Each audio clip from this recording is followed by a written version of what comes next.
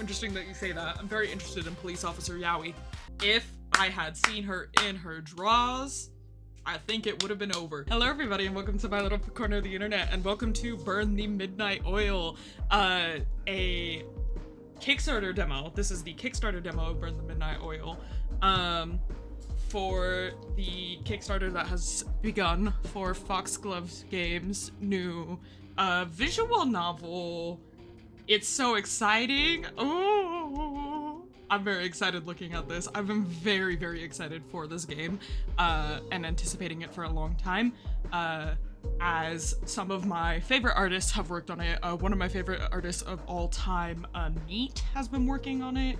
Viperfish, who's also worked on the Monster Prom series, did the character design work for this as well.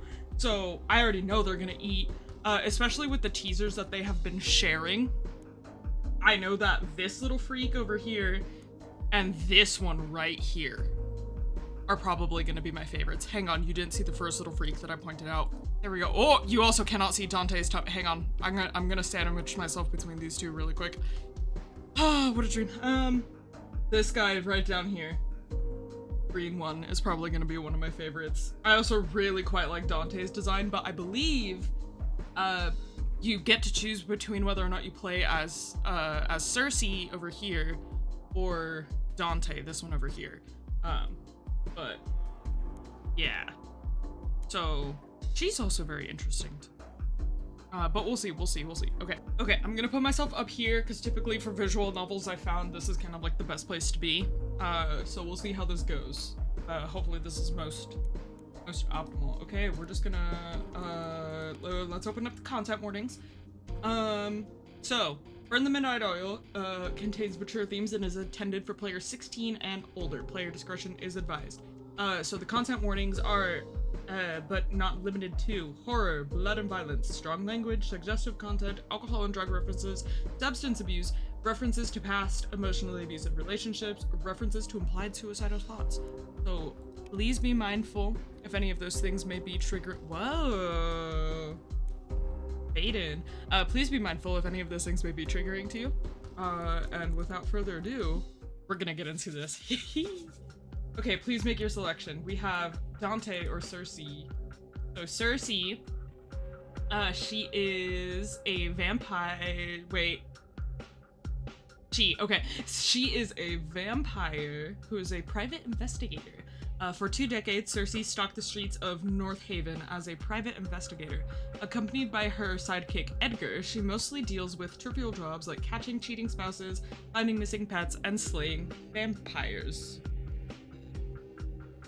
Interesting. A vampire who's a vampire slayer. Okay. In recent years, Cersei's lost her passion for detective work, but the city isn't done with her just yet. When she's approached by 2 different clients looking for the same person, she decides to take on this one last case. Or Dante, he's a demi hellhound, but it's crossed out and says demi werewolf. And then he's not a police officer. I quite like these. Dante, stop messing with the files. No. Wait. Did Cersei have a little thing like that? Okay, no, it just has this little one right here that's lame, and then the little kissy, and then she like crossed out Maker, which is interesting. And then emergency contact Orion Walker. Okay. Several years ago, Dante struck a deal with Orion, a former friend of his mother's. Stuck in North Haven ever since, Dante unwillingly works as a cop. He spends his nights chasing criminals, waiting for the day when he'll finally have fulfilled his end of the deal. At last, Orion puts Dante on his final case. There's a suspicious new drug on the market he wants Dante to investigate, but the risks of this problem might be even more dangerous than they thought. Interesting. Oh, and he was born February 7th, 1953. Damn, you're old. You're old. I think... Ooh. I was thinking about picking Cersei for this because I really like, she's gorgeous. I quite like her. However, Dante's character file has kind of drawn me more into his character, especially this little detail where he has stuff crossed out and then this stuff. Oh, It's a relief to know that you at least can't get sick. I'm sure you did not miss the days where you were able to catch the flu. There's a lot I would love to talk about, but I will restrain myself for now. I hope that I may be able to send you another letter come spring. Wishing you the best, Francesca. Oh, I wonder who Francesca is. And then I believe this is... or is this baby Dante? Who's to say? Say no to drugs. Zeno. Ooh, currently pink. That's so interesting. What's it? I think I'm also drawn to doing Dante's because I saw the character teaser for Alice, and she looks really cute, and that I think that's his little sister, and I'm very partial to older brothers with little sisters, so. The rain hits the window in a peaceful, hypnotic pattern. Orion stares outside, thoughts wandering. He has no work left tonight. He is done with moving, too. So he could go home. But to what? It's not like being at home is any different from standing here all night. At the same time, he knows he can't stay. Daytime isn't for creatures like him. He's expected to hide away, never to be seen by the ones who wander the hallways after the sun has risen.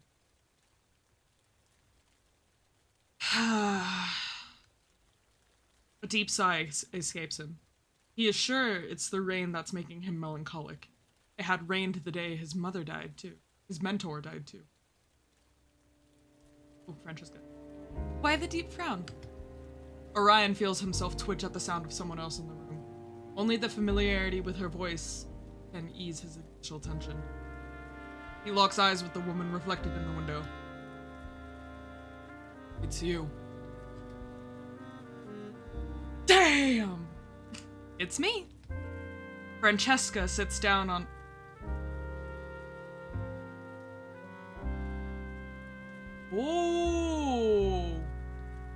Oh, Dante's hellhound mother. She passed away when Dante was still young. As a good friend of Orion, she asked him to spend Dante after her death. Not the spoilers! Wait, stop. Oh my god, wait, that's awesome. I like that. I saw that I could, that it was clickable, so I wanted to know. That's awesome. Okay. Francesca sits down at Orion's desk, giving it a pat. Were it anyone else, he would think them rude. But this is Francesca. If she suddenly behaved politely around him, he would think she was sick. They're each other's precious friends, which is more than Orion has had in a long time. New office, new furniture. It's nice. It is indeed. I was planning on inviting you over sometime, since I guess you'd want to see it. Ooh, this music. With the, like, rain pittering in the back. But speaking of inviting you, did someone let you in? One could almost think that Francesca belonged here thanks to that natural arrogance of hers. But Orion doubts any officer here would actually have let a stranger walk right into the station for no apparent reason. Not exactly. So you... Orion stops himself mid-sentence. If she wants to get somewhere, she finds a way. Even if it means somehow breaking into a police station unseen. She could have met with him outside, which she usually does. But today, it seems today, is different. You know you shouldn't be here. I stopped by your flat, but you weren't there. What else should I have done? Still, breaking in is dangerous. I wouldn't call it breaking in. It was more like entering through unusual means. Orion is admittedly a bit curious, but he won't bother to ask how she did it. She'd only refuse to tell him, just to tease him. Besides, that is not what he is focused on right now. What is much more interesting is her scent. She smells human. Oh. Oh. Are you wearing perfume of some kind? There are items like that out there, made to mask your scent, change it into something else. Rather than the price, it's finding someone who makes them is more complicated. Orion doesn't understand why she would go through the trouble. Normally, she more or less smells like a werewolf. There's no reason to hide that. Francesca smiles and looks around. Her tone is playful, as it most often is. This office suits you much better than the old one. A bit empty, though. I think it'll need some decorations. Francesca, you're dodging the question. I would have brought something if I had known you were moving. Francesca. There is no making her talk about something she doesn't want to say. Giving up. He plays along. Ooh. I would have told you about it, but I only heard about the promotion last evening. When Advik decides on something, you might be faced with sudden changes without any warning. This was such a case. Who's Advik? Chief Superintendent of the Supernatural Crime Division in North Haven. Ah. You're an inspector now. Your boss sure is a spontaneous guy. But congratulations on getting promoted, if you're happy about it. Otherwise, my condolences. Is he happy? For a moment, Orion pauses to consider his answer. I hope I will do it justice. Of course you will. You're an excellent officer, Orion. One of very, very few. Believe me, the city is lucky to have you. I almost read that as unlucky to have you, I'm not gonna lie to you. I tend to do that with words a lot. Francesca turns quiet. She suddenly seems a bit downcast, which is unusual, and the hesitation on her face makes Orion uncomfortable. So, lot guess, if she's Dante's mom, and Dante is only a demi-hellhound, and right now she smells like human, do we see where I'm leading? Is she, like, with a human partner at the moment? And that's how we end up with Dante? And allegedly, his little sister, question mark. Hang on. I'm gonna look at the blue sky really quick. Just because I don't want to keep referring to her as such if that is not who she is. Oh! It's Orion's daughter. It's Orion's daughter. But she has a sibling bond with Dante. That makes sense. Okay, checks out. She doesn't like being seen as anything other than her confident self. Is everything alright? You know I'm always here to help you. Now she has to chuckle. Orion has helped her only once so far, and it had been a giant mess of her being accused of a crime she didn't commit. She'd taken a liking to him for believing that she was innocent. Their meetings since have been irregular, but when she does come by, Orion is happy to make the time. Francesca is the only one he can confide in. If she is indeed in need of his help, he'll do whatever is necessary. There is no need to worry about getting involved in something he can't do. If she is here to ask him, then it is within the realm of his means and morals. But that's not what she's here for. I probably won't come to visit you anymore. We'll have to stay in contact another way. Orion tenses up. Is someone after you? If anyone catches wind of her identity, that she isn't the werewolf she portrays herself as, but rather a hellhound, then she is in danger. Oh, there's a oh! That's interesting. So there's a different... so there's a difference between werewolves and hellhounds. Ooh, okay. It has been a while since hellhounds completely vanished, hiding away where no one could find them. Not everyone cares about finding one in the first place, but those that do are dangerous. If there is someone after her already. Oh, no, I'm safe. She playfully waves a hand, and he calms down, though he glares briefly at her. She grins, amused to have gotten a reaction out of him. But if it is Nat, then... Is this related to your husband? Your mate? Oh. A spouse of a werewolf or hellhound. Werewolves might change their mates, but hellhounds mate for life.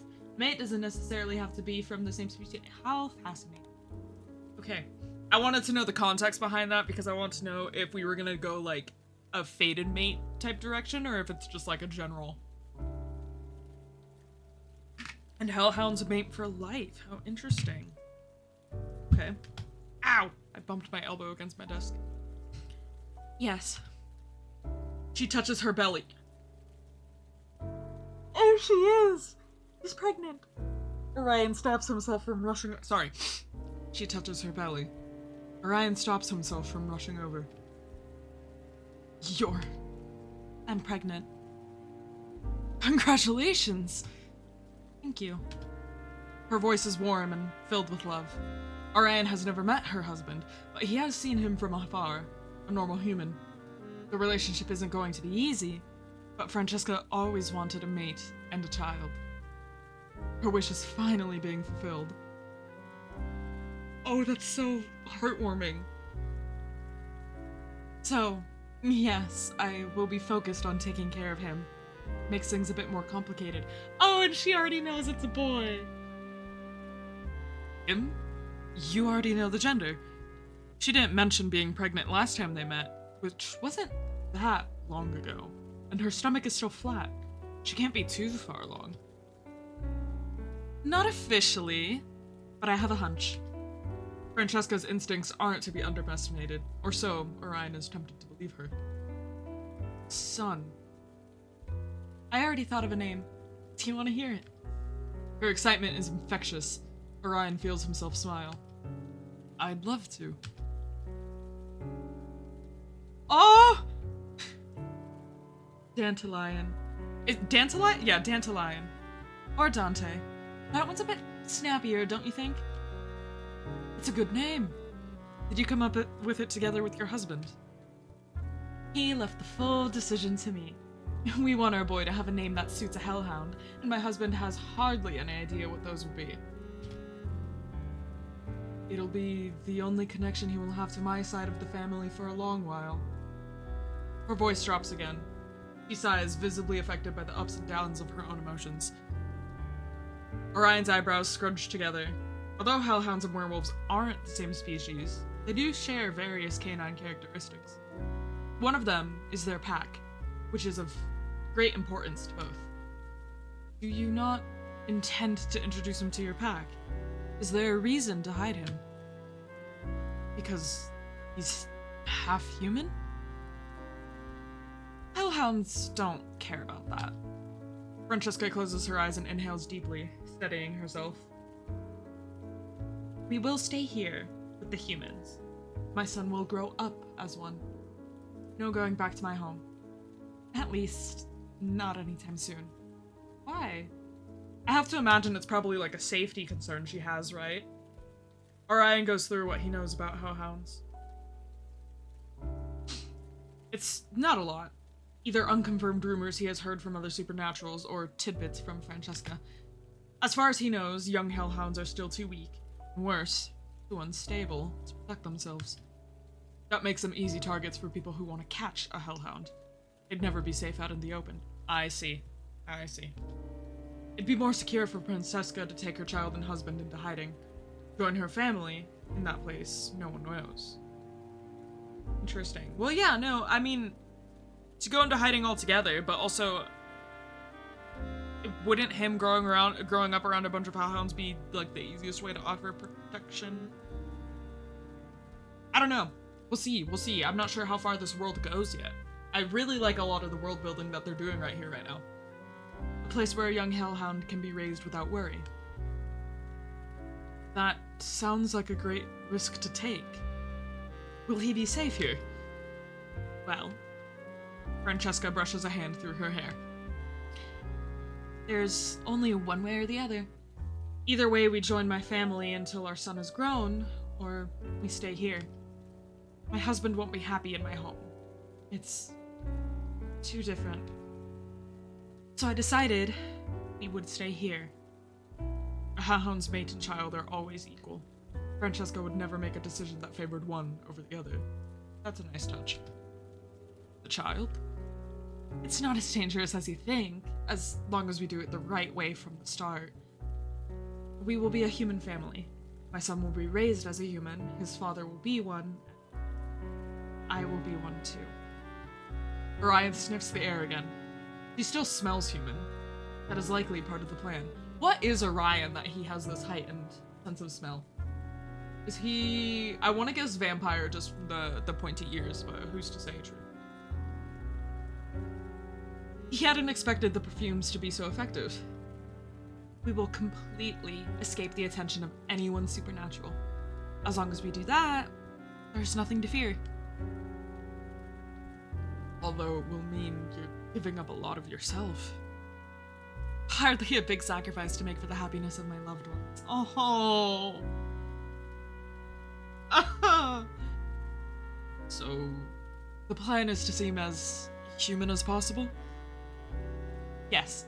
Don't stand out, don't attract attention, be a normal family of humans who have no idea who is living among them. Don't meet with any supernaturals. That includes you.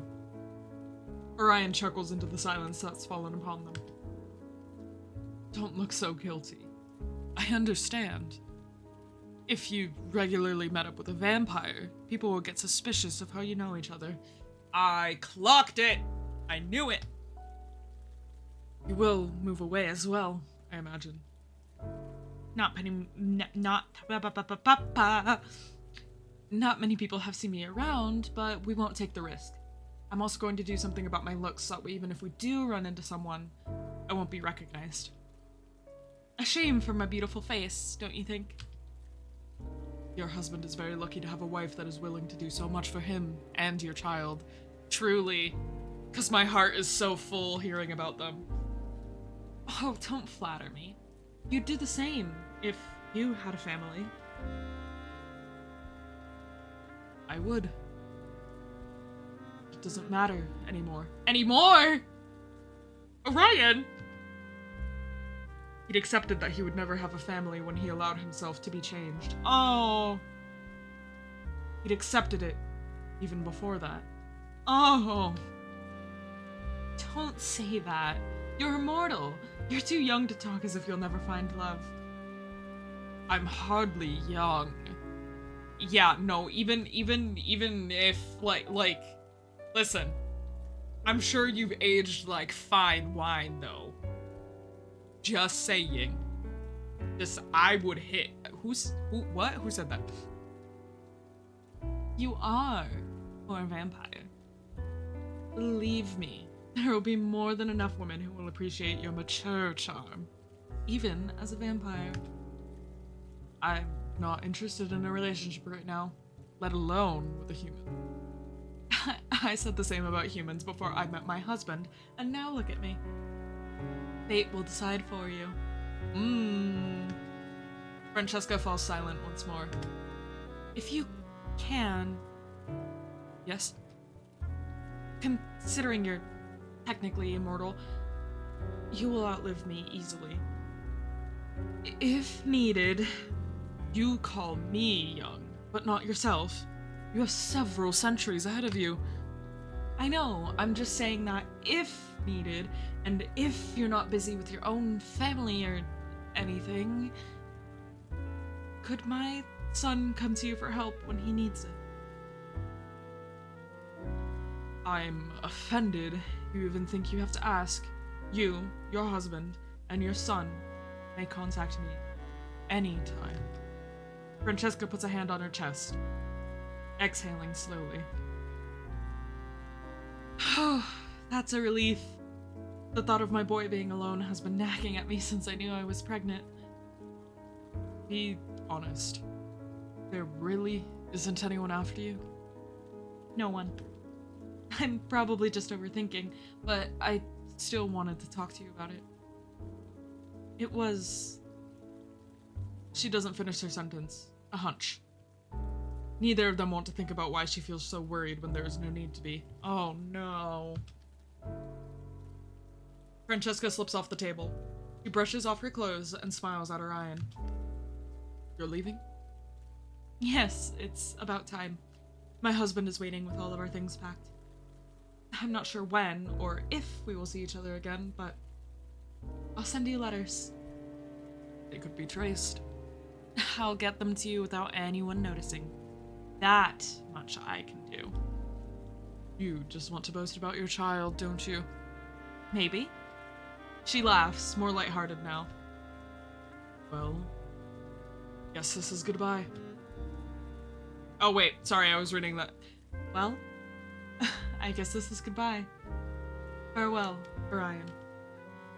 Farewell, Francesca. I wish you the best. Thank you. Orion watches her leave. The door falls shut, the sound of finality. For some reason, he has a feeling they will not meet again. Oh. A hunch. A hunch can be wrong. He prays it is. Stay safe. You and your family. The rain starts to come down harder. Orion sighs, turning away from the dreary sight, and gets ready. Oh, I'm so emotional. Wait. That's already... Stop. Wait.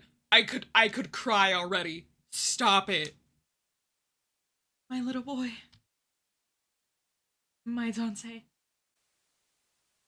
Always remember, I love you. But that's why you can't run free. You have to hold back. You have to keep control. Keep calm. Keep quiet. Don't let go. Don't lose yourself. Don't burn. Don't burn. Don't burn.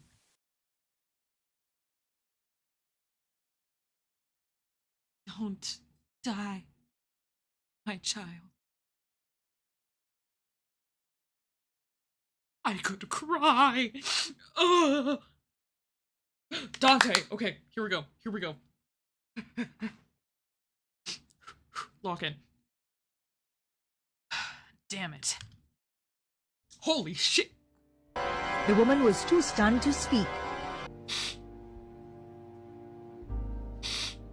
Oh, who, ha, e. Okay, let's admire. My throat just went dry. Oh, zooey mama. This isn't bad. Inside the empty room, there's no alarm clock to tell the time or wake him up. Despite that, curled up underneath the sheet, Dante opens his eyes just in time to get ready for work. The air is cool. It's comfortable as long as he stays under the sheets, but when it hits his skin, goosebumps form. It'd be more comfortable to sleep in his other form. It'd be more comfortable to ever be in it at all, but he's not going to risk it. The world won't allow him to slip up. I see. Hellhounds are easily mistaken for werewolves as long as they remain in human form, but the moment he lets his animalistic features out, the differences would be far too obvious. Dante prefers not to out himself by accident. He's been sleeping like this since childhood, anyway. Sitting up, Dante stretches, easing some of the tension that crept into his muscles while he slept.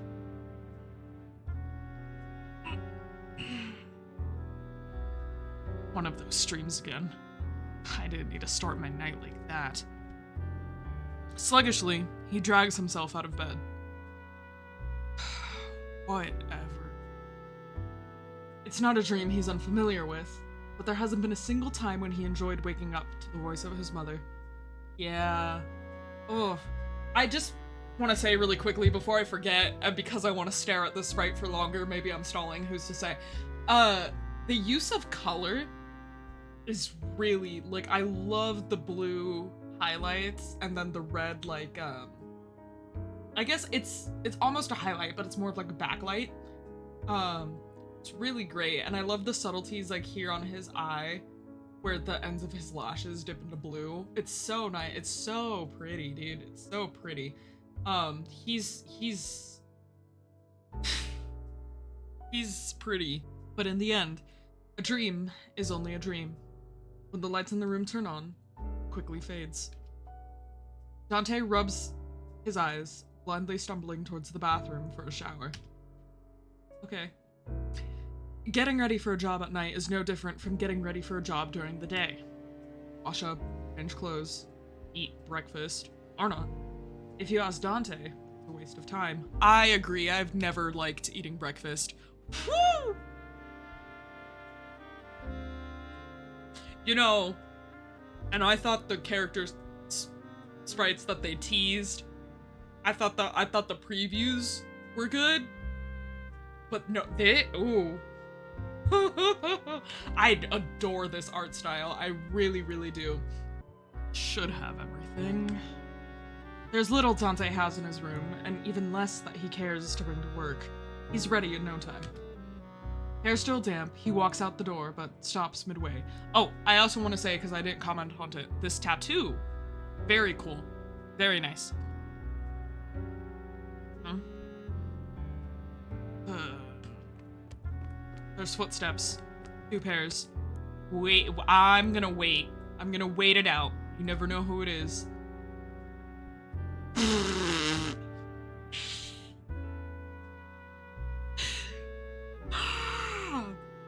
Ravens. We're not even at the part. We're not even at the characters that we can run. Ravens. Okay. He sighs, leaning against the wall right next to the door with closed eyes. The lighter pair of footsteps approaches quickly, stopping right in front of the flat. Knock, knock, knock. Only after hearing the knocks does Dante open the door. He doesn't understand why Alice insists on having him wait, but it seems to make her happy. Oh, okay. Dante, good evening. Ah, there she is. There's the baby. Oh, she's so cute.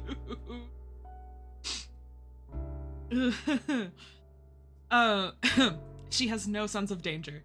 Half his size, she still manages to hop high enough to hang off of him. Under any... I gotta put on the serious narrator voice, please. Under any other circumstances, Dante's reaction to having someone jump at him would be to throw them somewhere else, but that's not an option at the moment. Alice. The girl ignores his scolding tone, clinging to Dante even tighter. Awkwardly stabilizing her in his arms, Dante decides to glare at the second person approaching. It's easier than glaring at the kid.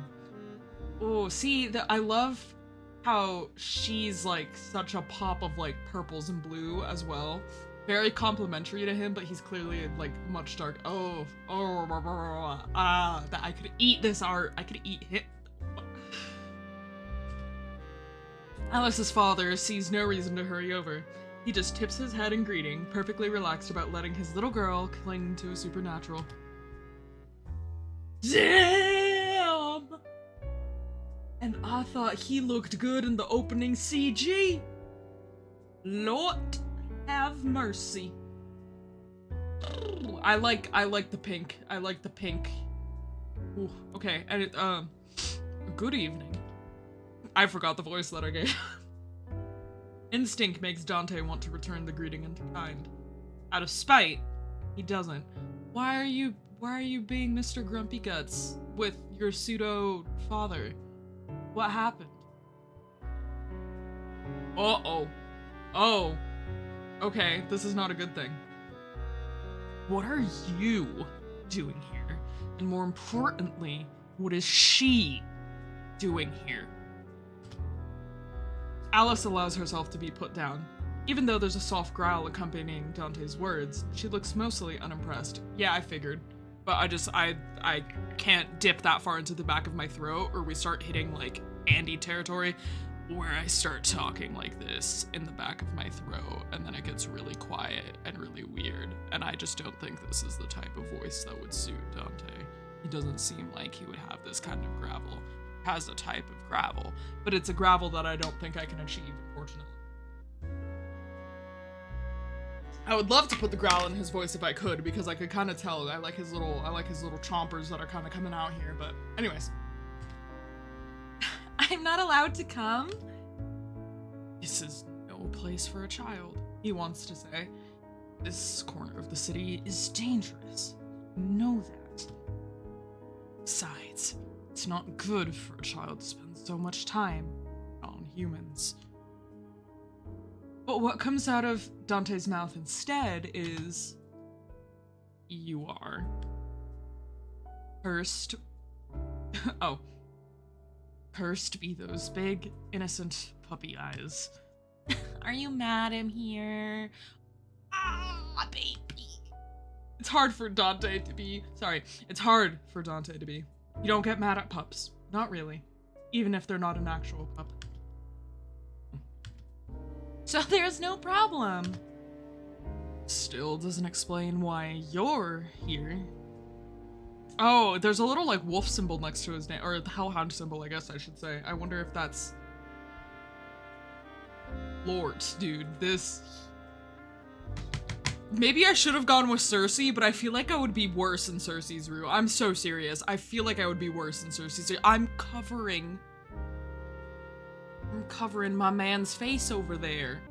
Okay, how's that? Better? I'm still slightly covering his forehead, but that's pretty good. Damn, Dante's tall. That didn't occur to me that Dante's like really tall. Because I'm sure these aren't like height accurate, because I'm sure Alice would be like a lot shorter than she is right now. But this is definitely a height difference that is probably intentional.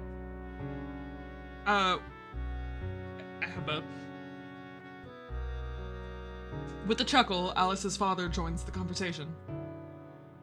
I just picked her up from her friend's place. She doesn't want to go home before she says hello to everyone at the station. You being the most important. Orion's face is soft when he looks at Alice. Dante doesn't know the Orion from before Alice was born, but he knows enough about vampires to know what she is. A literal miracle. A vampire and a human shouldn't be able to have a child, and yet here she is. That she is Orion's biological child is carefully kept secret. Despite all the obstacles in their way, they're a happy family. I'm so happy for him! Oh, Francesca was right.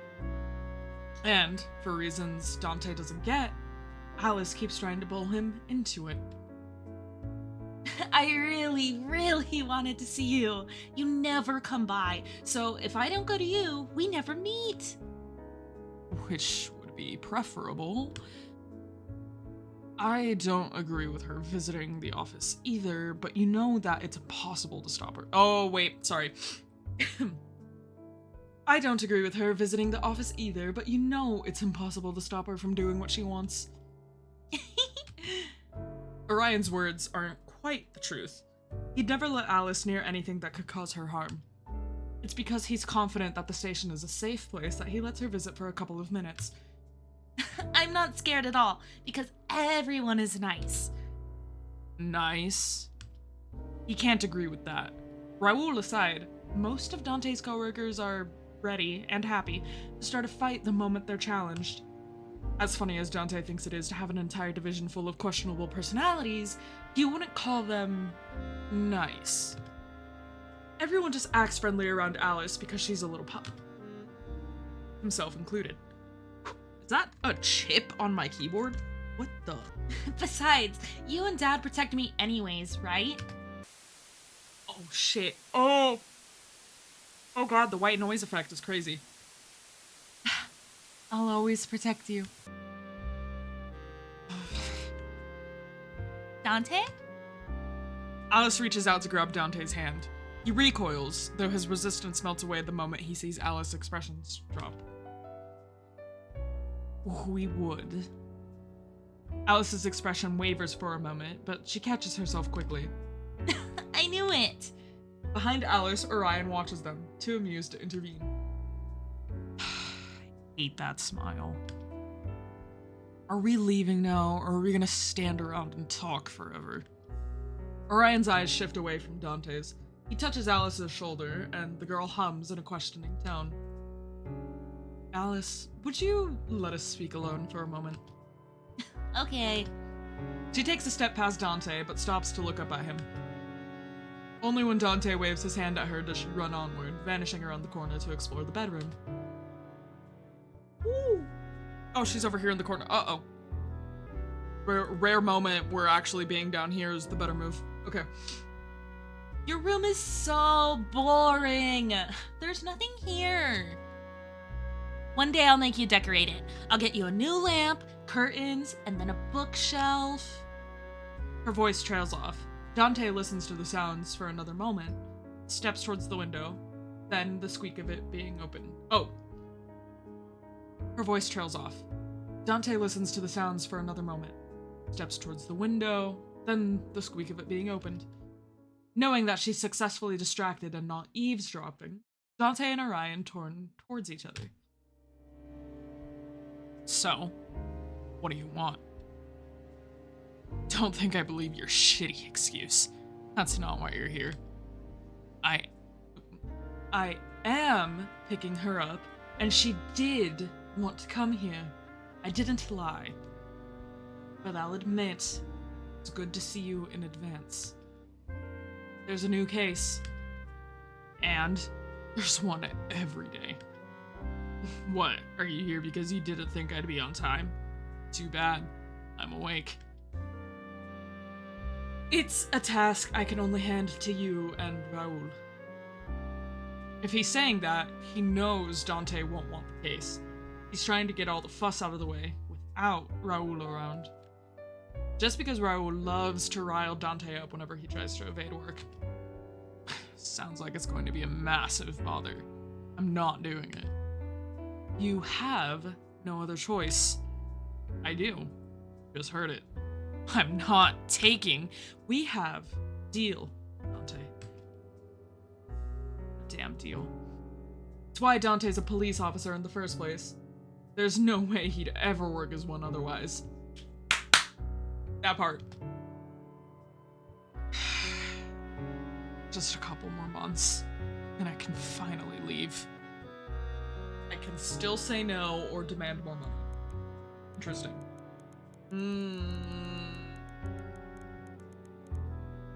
I don't think he can still say no given the opportunities, but if it's a monetary thing, I could always just ask for more money. That feels like the way. Dante doesn't want to say yes immediately, just because. Fine. Then I want a raise. What for? You never buy anything, your room is as empty as it is on the day that you moved in. He's right, but Dante might still need the money. For later. You blackmail me, and I can't even get paid for doing my job? A deal is not blackmail. And if you do want your paycheck, you take whatever case I give you. But I'll think about the raise. A raise they both know might be completely useless if Dante does as he's planned and leaves as soon as the deal is over. Your answer? Can't stand you, old man. Oh, I love their dynamic. I love a grumpy man, like any kind of like teenager or young adult that ends up calling their elder superior old man. It's, there's a dynamic to that really touches my heart. Orion crosses his arms in satisfaction. He ends the conversation in a soft tone. I really do need you on this case. Dante audibly exhales, refusing to look at Orion any longer. Instead, he turns back towards the interior of his flat. Grabbing his jacket... Ooh, fun shit! Grabbing his jacket, he calls for Alice. Alice! We're leaving. Coming! When the little girl rushes over, Dante stretches his hand out to her. She takes it, beaming. Oh, my babies! Don't smirk. Not smirking. I'll let go if you don't stop. I'm stopping. See, I'm completely serious. Right. Dante locks the door behind him. There's nothing inside to steal, but Orion's the one paying for it, so Dante doesn't want to risk any damage. He owes the man enough already. Interesting. Okay. The sun went down a while ago, leaving behind the darkness that Orion, as a vampire, can freely move in. Ever since... Did I read that right? The sun went down a while ago, leaving behind the darkness that Orion as a vampire. Okay. Ever since Dante started working at the station, nighttime has become his new normal as well. An odd feeling. He's always been more comfortable wandering around in the dark, but having a regular job is completely different from sleeping and waking up whenever he pleases. That said, Alice is a human child, and the yawn slip out of her even if she tries to stifle them. Not wanting for anyone to suggest for her to go home without visiting the station, she quickly speaks up. Dante, are you free this weekend? Sunday? Why? I'm gonna bake cookies with Mum, and she said if you want some, you can come over. Do I have to give her a British accent if she's saying, I'm not gonna do that? In the afternoon, though, so Dad will be inside his room. Dante doesn't have to look down at Alice to know that she's fidgeting. Not scared of hugging me, not scared of holding my hand. Scared to hear a rejection. Oh, I'm giving in. I'm giving in. That's not even a question. That's not even... You don't even have to ask me. I would be an asshole if I said no. Look at the poor baby. I'll drop by. I'm not going to promise when, though. Really? If I say I come, I will. Thank you. You'll love the cookies, and you can eat dinner with us too. We'll get a lot of meat for you. If I feel like it. You think you'll be there for lunch? Mum will want to know. Depends on when I get up. When will you get up? Whenever I wake up. Oh, the dynamic is so... I can do this, dude. I can do this. I don't think I can do this. If anything bad happens to either of them, I think I'll emotionally crumble. Why do you not have an alarm clock? He indulges her curiosity before he can think to point out that he doesn't have anything in his flat. Can't stand the ticking. How about a digital one? Waste of electricity. I don't need one. I can sleep whenever. You do have a job. Oh, he's still here. Hi. And? Have I ever overslept? On purpose, yes. On purpose, though. On purpose. That's the thing. See? I don't need a clock to be on time when I want to be. So you just go to sleep and wake up when you want? Yeah. I wish I could do that. Me too. You can, if you practice. Maybe. Kind of. Yeah, if you get your circadian rhythm at a certain point, you could. He's not actually sure humans can do that. So you really have no clock at all? I do have one in a drawer if I need it. Wrapped up in several layers of fabric to muffle that annoying ticking. Drives him insane. Why did you buy it if you weren't gonna use it? I didn't. Your father did. The only things Dante bought for the room were a number of pillows. Dad, why did you buy one for Dante if he wasn't gonna use it? A long time ago, Orion still hoped he could convert Dante over to a normal lifestyle. He'd given that up quickly enough. Well, you never know when it might be useful. That's interesting. Okay, so something happened at some point. That the raising him just as a normal human flipped. Something happened. Something. Interesting. I'm thinking with my noggin. I'm trying to put the pieces together. At this moment, the police station comes into view. We're here. I'll quickly give Dante and Raoul their briefing for the night, and afterwards we go home. Alright? Alright. And as usual... No leaving the room, no bothering anyone who looks tired, no touching anything. No talking to Raul unless he's holding his coffee and I see him take at least a sip. I think I'm gonna like Raul. Did Dante tell you to do that? No, Raul did. Certainly something that Raul would say. Well, I'm sure he's already had enough time to make his coffee.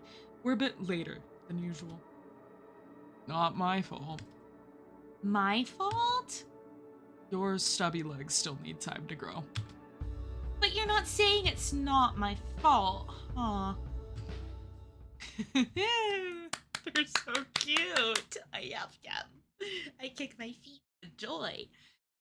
As soon as Orion opens the door, he smiles.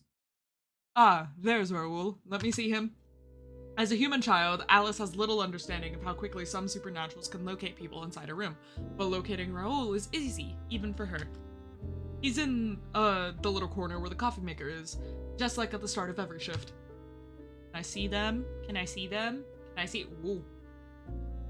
Alice runs up to him as he takes a sip from the mug. Raul, hello. Did you refuel?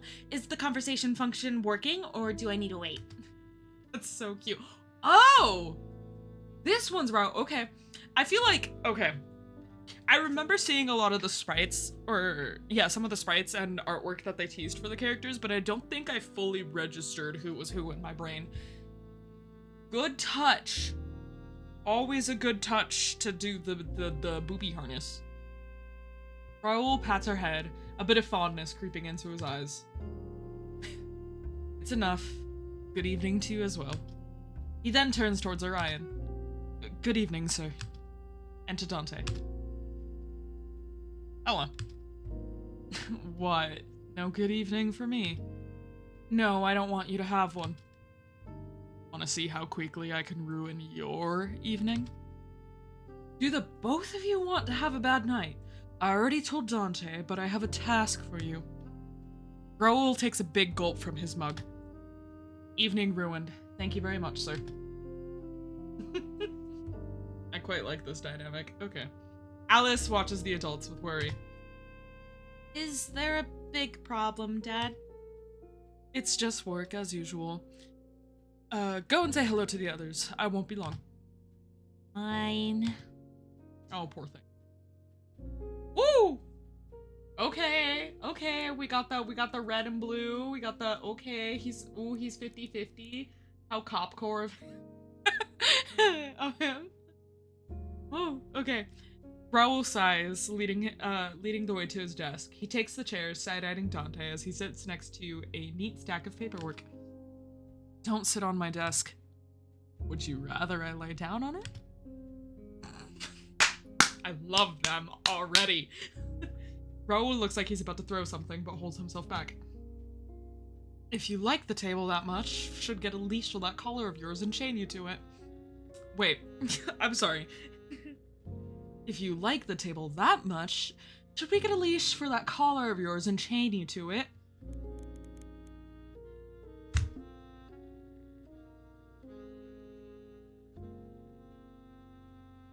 I didn't mean to click the option that quickly, but it was the only one that I was gonna go with, to be honest with you, because all the other ones just did not feel correct. But when I went to, like, freaking pound on my desk, when I went to hit my desk, I tapped the enter key on my keyboard. I'm all up for games, but maybe not in public. I don't know about you, but I don't need observers. Doesn't turn me on.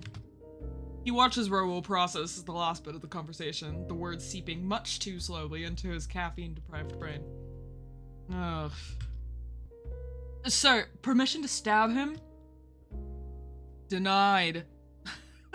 I love that. I love that. Shame. A castration might help calm him down. You started it. And with a child in the room even.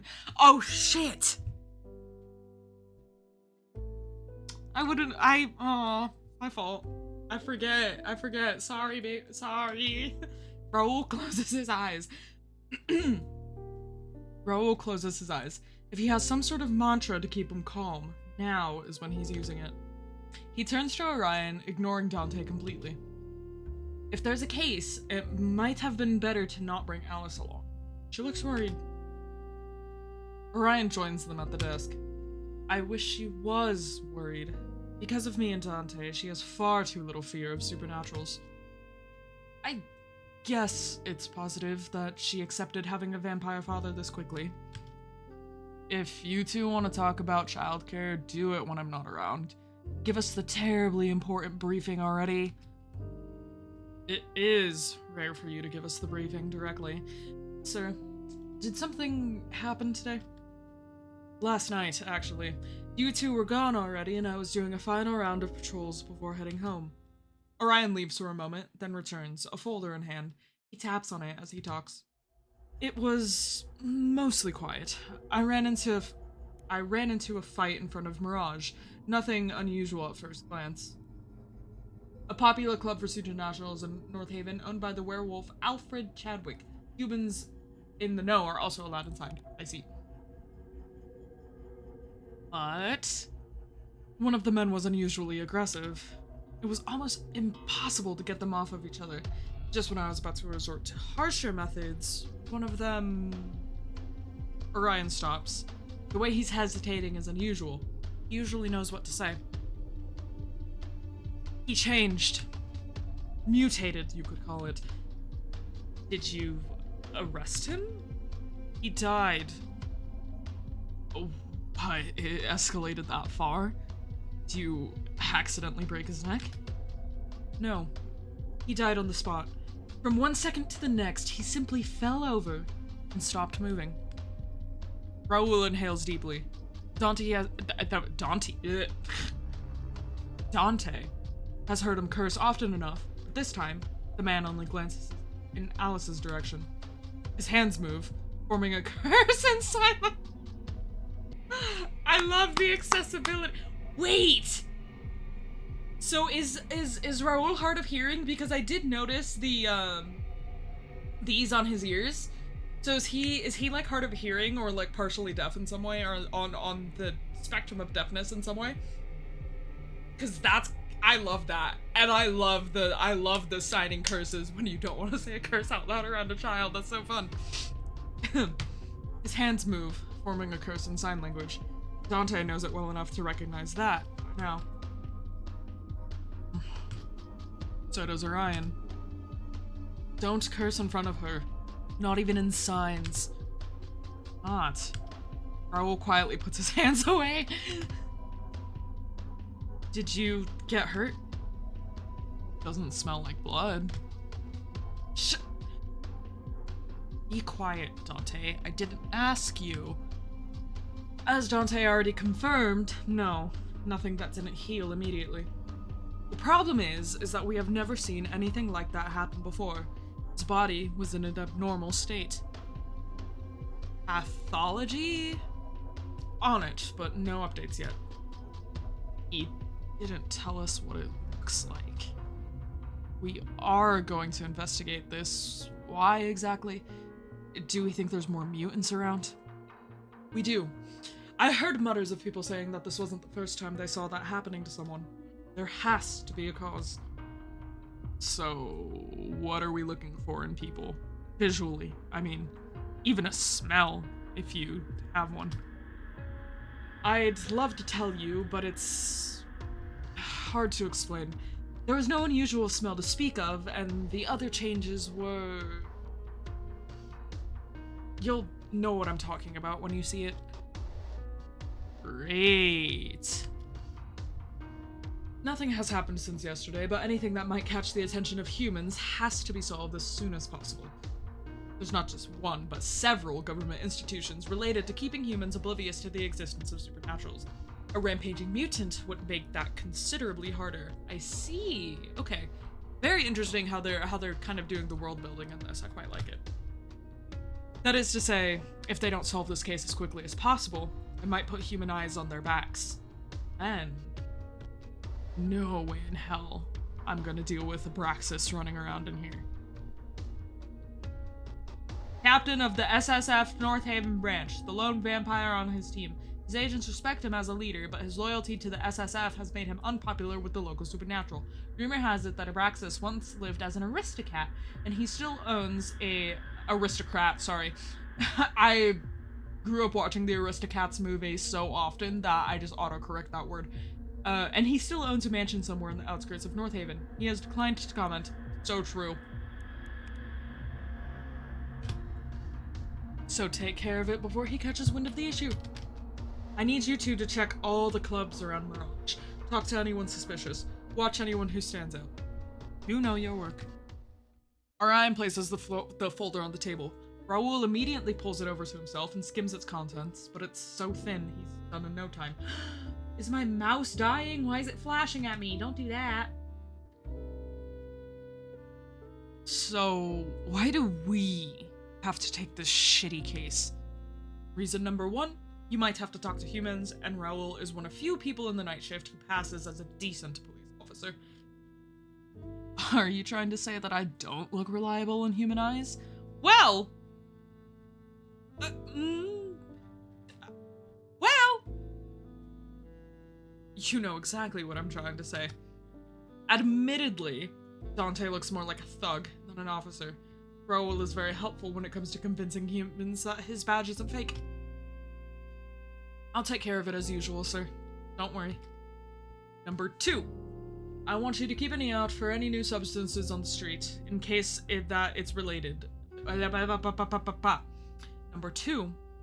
I want you to keep an ear out for any new substances on the street, in the case that's related. Zeno might know something, and you are the only one he'll speak to, Dante. Ooh. So, Raoul gets to go question people, and I hunt down Zeno. You're not getting out of the boring tasks, Dante. Raoul is your partner, so don't even think about going off on your own. He's there to keep an eye on you. Sometimes I feel like a dog trainer. Don't bite, Dante. Be good, Dante. No barking, Dante. Dante growls at that statement, but it sounds hollow, so even Raoul recognizes it as no threat. Zeno isn't as difficult to handle as you pretend, man. You can tell that to every single officer who has given up on detaining him. He's an overgrown kid. Hard to catch, but he's not dangerous. Maybe that's why you two get along so well? Oh! I'm not. It's time for dinner. I'll take Alice home and come back later. You can handle everything, Raoul? Leave it to me. You. Stop Are we leaving? Messing with me. I don't need Raoul to watch over me. I think you do. You two later. Raoul's little shit-eating grin here. Bye-bye. See you again soon. No cursing in front of the kid, right? Growing up with Orion made her weird. You could just say you like her. Raoul finishes his coffee and puts the mug on the table. He stands up, smoothing out the creases of his shirt. Do you need to do anything else in here? Otherwise, I suggest we go. There's a lot to check out. There is nothing more annoying than blindly asking people for information. You won't be asking people. I will. Raoul grabs his coat and shrugs it on. His voice is dripping with sarcasm. You're there to look scary and ensure that no one tries to mess with the poor, weak human. Humans aren't exactly common in their division for a very simple reason. They're helpless compared to what they're up against. Raoul is the only human officer on Orion's team. At first, Dante thought that a human would be a liability, but Raoul has proven himself to be a valuable member. Interesting. Okay, I was wondering if Raoul was similar, in a similar case, like some kind of vampire or other supernatural that kind of passes off as human. Anyways. It's not just about interacting with other humans. Raoul has a completely different view on things than most supernaturals, and while Dante often finds it irritating, it does have its advantages. I know he's good at what he does, but the supernatural department is a completely He's from the standard human one. I don't get why he takes the risk. One angry supernatural, and he's crippled or dead. Why are you staring at me? Oh, interesting. See, I want to ask because I'm nosy, but it doesn't feel like something Dante would ask, but I'm gonna ask anyway because I'm nosy. Why do you do this? What, interact with you? With supernaturals. Working as an officer here. Do you have no self-preservation at all? Not that Dante is one to talk. Are you worried about my health? Oh, forget it. I'm just gonna get you really drunk sometime and ask again. That would be less bothersome. If you're worried about others attacking me, just make sure they don't. Valid point. He still thinks it'd be better if Raoul worked in a place with more survivable dangers. Why do you care? Now come, the night is short. You think? Because I'm feeling like it's gonna be a very long night. Interesting, I love this. I love my detective noir romance game. Are we taking your car? No, I've got it parked near the Golden Cat. Let's walk. The Golden Cat, a pub frequented by supernaturals. Name is based on the owner's original cat. Aww. Both Cersei and Dante frequent the Golden Cat after work. How cute. Your choice. They walk for a short time before Raoul speaks up again. Do you mind if I ask a question? Yes. A question for a question. You mean at the station? You didn't even answer. Then you can ask another question after you answer mine. That is fine. Dante tilts his head to show his agreement. Why is it that Orion treats you like a child? I know he's older, but you and I are around the same age, and he doesn't treat me like that. Why is it that Orion is so worried about you? You're more than able to take care of yourself, but he's treating you like a child who shouldn't run around on his own. Oh, we just reestablished that officers aren't allowed to work alone. Not that it stops Dante from trying, sometimes. Of course not, but with how much he stretches, I have to keep an eye on you. Wouldn't it be better if I wasn't a human? I can't stop you even if you do start a fight. A werewolf is above my weight class. Raoul being a human is actually the point, not that Dante can explain that. Other than Orion, there is no one who knows Dante is anything other than a werewolf. The only reason Orion knows is that Dante's mother told him. That Raoul doesn't have a reason to know. It's usually no issue, but in some cases it makes explaining things a bit hard. There are similarities between hellhounds and werewolves that allow one to act as one as the other, but there are also some huge differences. Raoul may hate it, but him being so much weaker than me is exactly why Orion decided to pair us up in the first place. With Raoul around, not only do I have to make sure he stays safe, I also can't run wild. I'd risk injuring him. Annoyingly, Raoul did hit the nail on the head though. Orion is still treating him like a child with no self-control. I think he's overly worried about me because he knew my mother. Feels responsible or something. Did he know you when you were a kid? That is not an easy question to answer, for several reasons. No. It's complicated. I see. Raoul just nods to himself, then stops asking.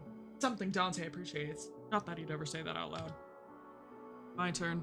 Same as before. Why did you end up working here? And how? The division doesn't take in many humans. I believe Orion was looking to add a human to the division before I even applied. When we had an interview, it sounded like it. It probably also helped that I was able to use my family name. Previous connections with supernaturals do make it easier for you to get hired. There's that too. You're rich, you obviously have connections, so why spend every night on the beat for barely anything? It's not a bad workplace. Everyone is polite, and Orion is a good superior. Seriously? You haven't worked on another job yet, have you? He hasn't, so it's true that he can't compare Ryan to someone else. If he puts us on this case, he believes that we're the right people for it. Aren't you the slightest bit proud of that? No. That's a shame. You should be. Why? He's just using me. Raoul was partnered with Dante as soon as he joined the force, but they know little about each other. It's hard to ask about someone else when you yourself are unwilling to talk. Not that Dante isn't curious. If I've got the chance right now, anyway. Where'd you work before joining our division? Another question? I'll owe you one. Other police stations, for humans. And you switched over to supernatural cases on purpose? You don't stop, do you? And it bothers me. It makes no sense. I want an answer, or it'll annoy me the whole night. It isn't as interesting as you think. I like working with supernaturals, and if you care about who I am, it's a blessing. Let me get this straight. People were sucking up to you before because you're rich with an influential family, and you didn't like that? I don't need you to understand. But try to believe me when I say it's really damn annoying when people think you're doing good work because of your name, and not because you've been working your ass off for it. Yeah. No, that makes sense. That makes perfect sense, I fear. Raoul inhales and straightens his collar. It sounds like there are many stories he could tell about his previous job. I prefer to be judged for my own abilities, not those of my parents and siblings. Ooh, you have siblings. Huh. Alright, that's something I can get. Okay. It sounds nice to have people do your bidding without needing to work for it, but if you do work, you should get the recognition. No one else. Dante shrugs, sliding his hands inside his pockets. Still think you're stupid for putting yourself in danger, though. I guess I can be rather stubborn. But I've survived so far. Yes. Oh, sorry. Yes, because I make sure no one mauls you to death. As we've established before. That's why you're my partner. You're doing a good job. Continue to make sure I don't die. I'm not your babysitter. Bodyguard might be the more appropriate word. Raoul's mouth twitches into a little smile that he's quick to hide. Although I doubt anyone could convince you your suit. Or anything formal at all. And they should keep it that way. Because actually, I said that because I think this outfit is really good on Dante, but at the same time, I think if I saw him in a suit, I would collapse. I would fold like a lawn chair. Raoul's eyes move over Dante. Which is a bit of a shame. He gets it. He gets it. I'll have to reject your job offer. I'm stuck at the station for another while. Certainly stuck for tonight, at least. The first place of interest is over there. Let's get this over with. Awesome. I wonder how long this demo is. I wonder how far we'll get into this actual narrative before we... Ooh. Okay, we in the club. We in the club.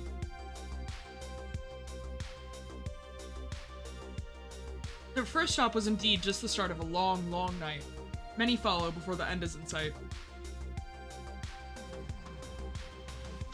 I'm gonna choke the next person here who wants to waste our time. As expected, or maybe feared, no one knows anything. Not only does it take forever to make them talk, they also end up revealing that they haven't noticed anything other than a couple more bodies than usual. The relationships between the different groups of supernaturals are complicated, meaning that a corpse would immediately cause others to react. With how close the place is to the slums, no one has the energy to care for strangers. I knew this case would be a hassle. This is the last place. Get it together.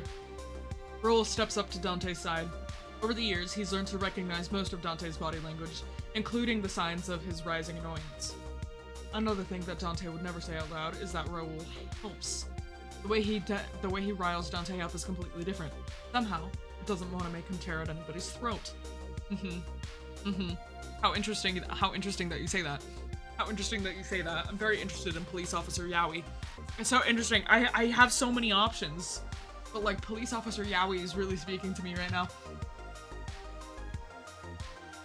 But as much as his presence is a comforting one, it can't undo the strain on Dante's nerves.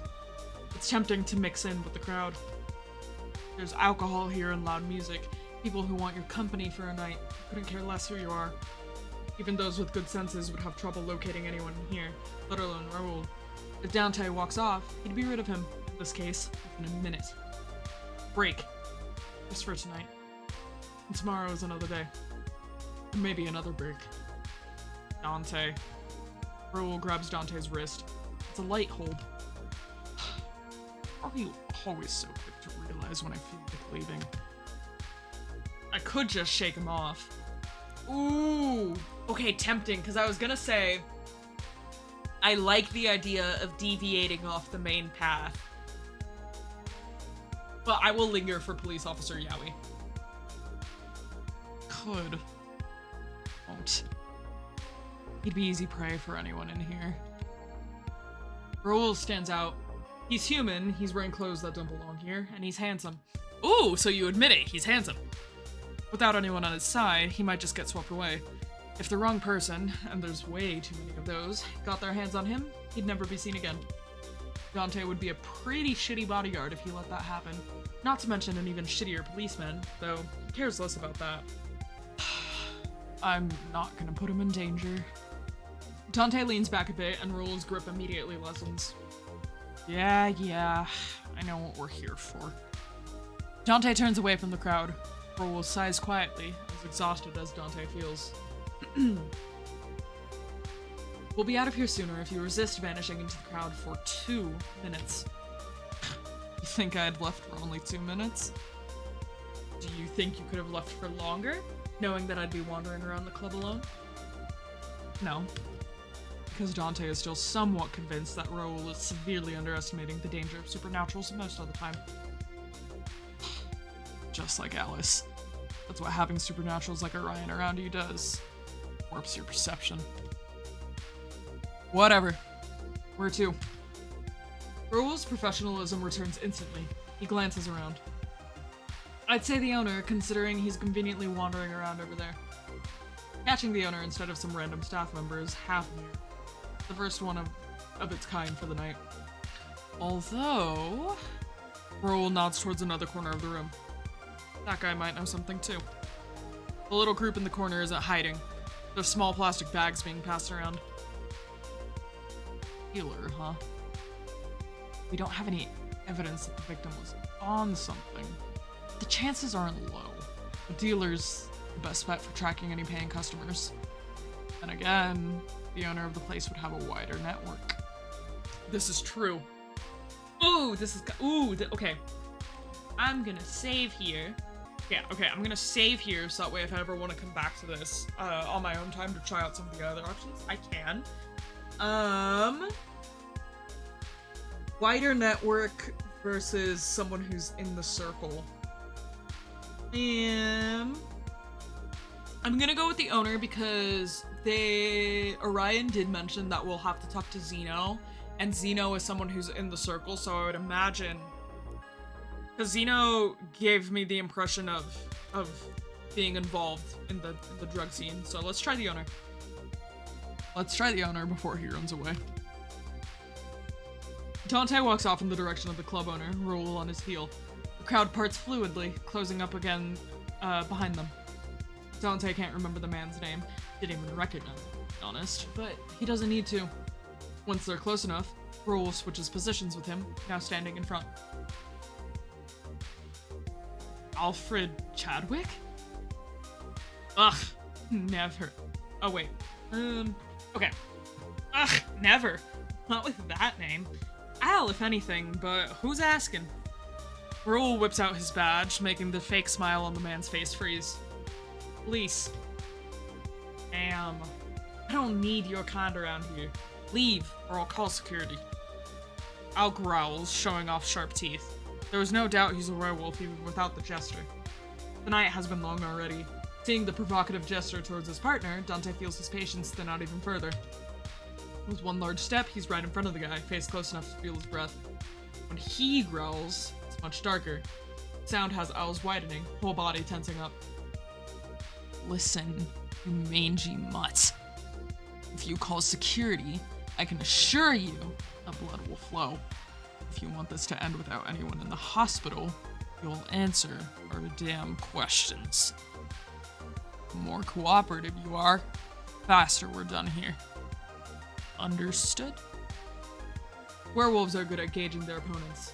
The man stops showing off his fans in seconds. Understood.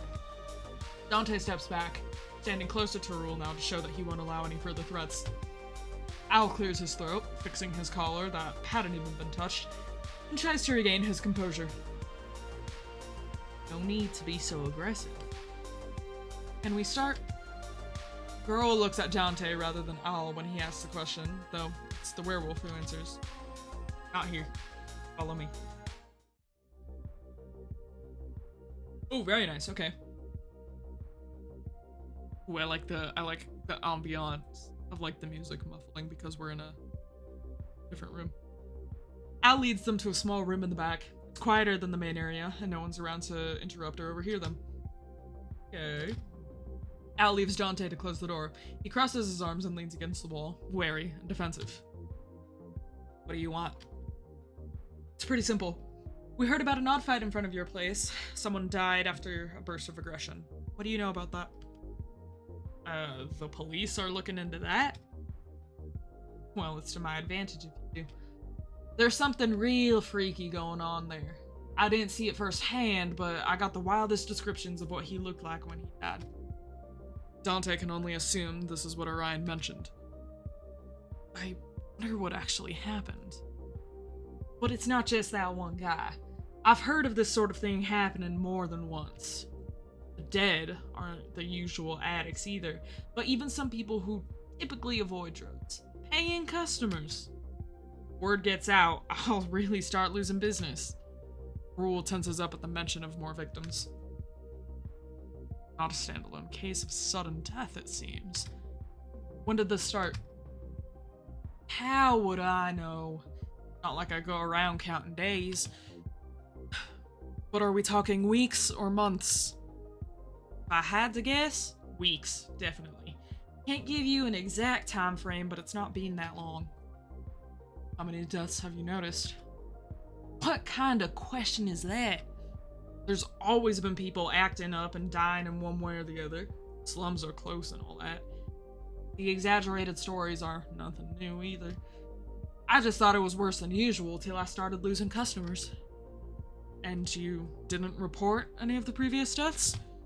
Al shrugs, looking uninterested. Started out more in the back alleys, nothing too visible on the surface. Roel rubs a hand over his face. You all are really... What else do you know about the ones who've died? Well, you already said that they act aggressive, though that's playing it down.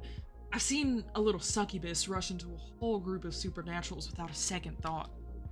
True, a lot of onlookers, though I didn't see any of that weird shit people have been talking about. Sober? Drunk? On something? What exactly do you think I spend my whole night doing? I'd say if you're noticing whether the people are dying are customers or not, then you're also noticing whether they're buying something off. Wouldn't know about the details, but at least the succubus did like to party with a bit of extra something extra in her blood. But not a single one was the type to get that aggressive. What happens to the corpses? What happens to any corpses around here? If the police didn't get to it in time, there's always someone happy to take a body along. I seriously don't know anything else, I swear. Your word's useless. Look, I don't want police around here. You leave me alone, I leave you alone. That's how it's always been, right? We'll leave you alone once you've told us everything. I have! So I won't have to come back here after finding out something else? Al hesitates, eyes wandering. I did say everything I know about the dead guys, which is basically nothing. If you want something else, there's an odd guy in a hood who's been seen nearby. Stranger? Stranger indeed. Fucking strange, that guy. How would you describe him? Tall. Like, he motions with his hand, showing a size way above his own head. Tall. Wears some odd dress, oriental or whatever, hood over his head. Everyone who's seen him says the same thing. He's scary, intimidating, made them freeze up and want to hide even when he's just passing by. Did he talk to anyone? Not a single word. Sounds like a supernatural. What kind? No one knows. There's no scent on him. None. He appears out of nowhere without a sound and vanishes just as quickly. Are you sure that the ones running into him don't just have bad noses? If it was one person, sure, but I've already heard a dozen different people who have seen him. All kinds of supernaturals too. Raoul turns to Dante. Don't vampires have no smell? They do have one. It's just very subtle. Not to mention that the smells of your environment stick to you. It's weird to say someone smells like nothing. Suspicious, right? There's stuff that changes your scent, but no one will go for nothing. Smelling like nothing stands out way worse than anything else could. Not that you'd know, human. I don't need a dog's nose to understand that. Clock him. Get him. You... a dog! Al gapes, then looks over to Dante, as if fully expecting a fellow werewolf to take offense to being compared to a dog. Little does he know that a hellhound doesn't appreciate being compared to a werewolf either. Honestly, you do look like a dog. One little growl and you tuck your tail in and lower your head like an obedient mutt. Al wants to get angry. He really wants to get angry. But Dante smirks, showing his teeth, and it's written on his face that he knows what Dante wants. Fight. Not one Al is going to win. Gritting his teeth, Al turns his head away. Is that enough for you to leave? Anything else I can tell you is just random stuff. People having affairs, magic experiments failing, cartel doing cartel stuff, the museum burned down or something, I don't know. SSF was sniffing around for that last one. Tall and grumpy vampire with the white hair's been snooping. Praxis. That might be interesting to hear about. Dante tilts his head, tempted to ask more about it, but Raoul shakes his head. Something for later, then. I have one last question, then we're done. Get it out. Have you seen Zeno around lately? Huh? That has Al getting defensive again. What are you asking about him? Suddenly it involves business, so now he's clamming up, huh? We need to talk to him, too. Don't know him. How do you? Look like you don't know him. Dante interrupts Raoul with a shake of his head. He's not gonna say anything if you ask him like that. We're not out to get him or mess with your sales. We just want to talk to him, then we'll leave him be. Sounds like bullshit to me. Cops. Cops have given up on catching him. We just want to ask him about any new drugs on the market. Say that, but... Fine. I do know who he is. Hard not to around here. But I wouldn't know where he is.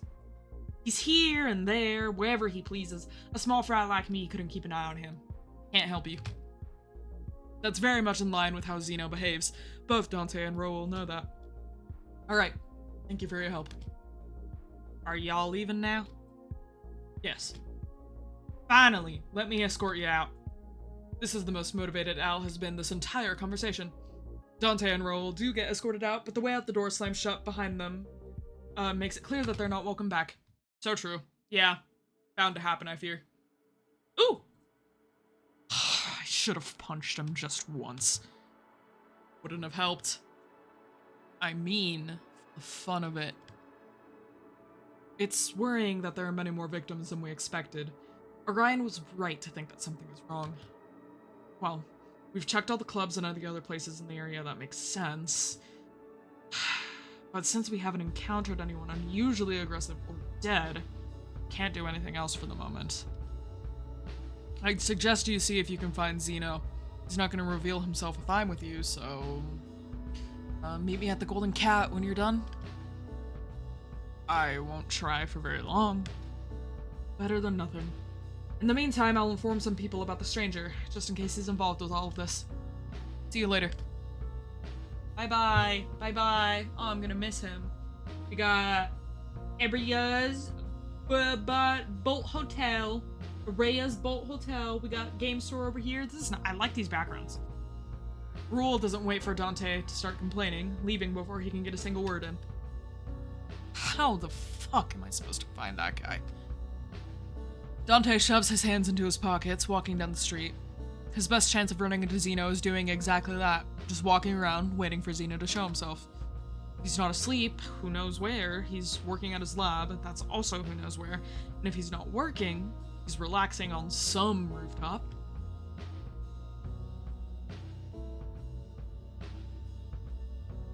As one of the main designers for an astoundingly large circle of cities, Zeno should be a more dangerous guy, but even the police aren't after him anymore. There's been so many attempts to capture and keep him, but he always slips out. Not to mention that there'd just be someone worse filling his position. He's gone. Most of the time, Zeno is friendly. He minds his own business and he doesn't pick fights.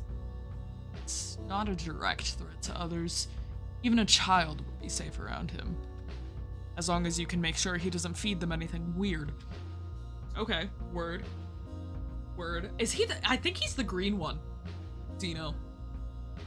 Zeno doesn't show up as he walks around. Dante's patience reaches its limits and he stops.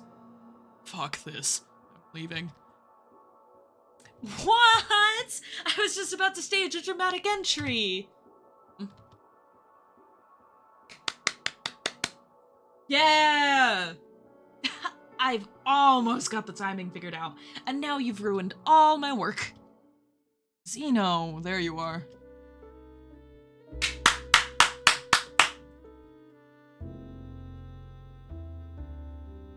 Yeah, okay. Chuck's hair behind it. Hi! Ooh, this is so beautiful. I wish there was an option to hide the text right here as well. Oh my goodness, such a beautiful scene. Ooh. I love the grain that they've also put on this. It's kind of like a canvas texture. Really, really nice. This is gorgeous. Oh, and like I said, love the use of colors. Like the bright, vibrant green with the purple happening and some pink. Very nice. Zeno's sitting on top of a roof, but his voice carries as clearly as if he were standing right next to Dante. Here I am. You've been looking for me. I have. Come down. Zeno doesn't even consider it. No way. We must stay apart, for I never know when you might turn on me, taking advantage of me letting my guard down to arrest me. Have I ever even tried to arrest you? This whole time we've known each other? No. So I'm not gonna start now. Come down. Don't want to. I feel like our current distance is fitting. Something about the distance between our hearts. Oh! Look at your teethies! Oh, you beautiful, beautiful man. Are you ever going to stop talking nonsense? Zeno grabs his chest in a dramatic gesture. A cop and a criminal can't be friends. You being down there and I up here is the representation of that. Get it?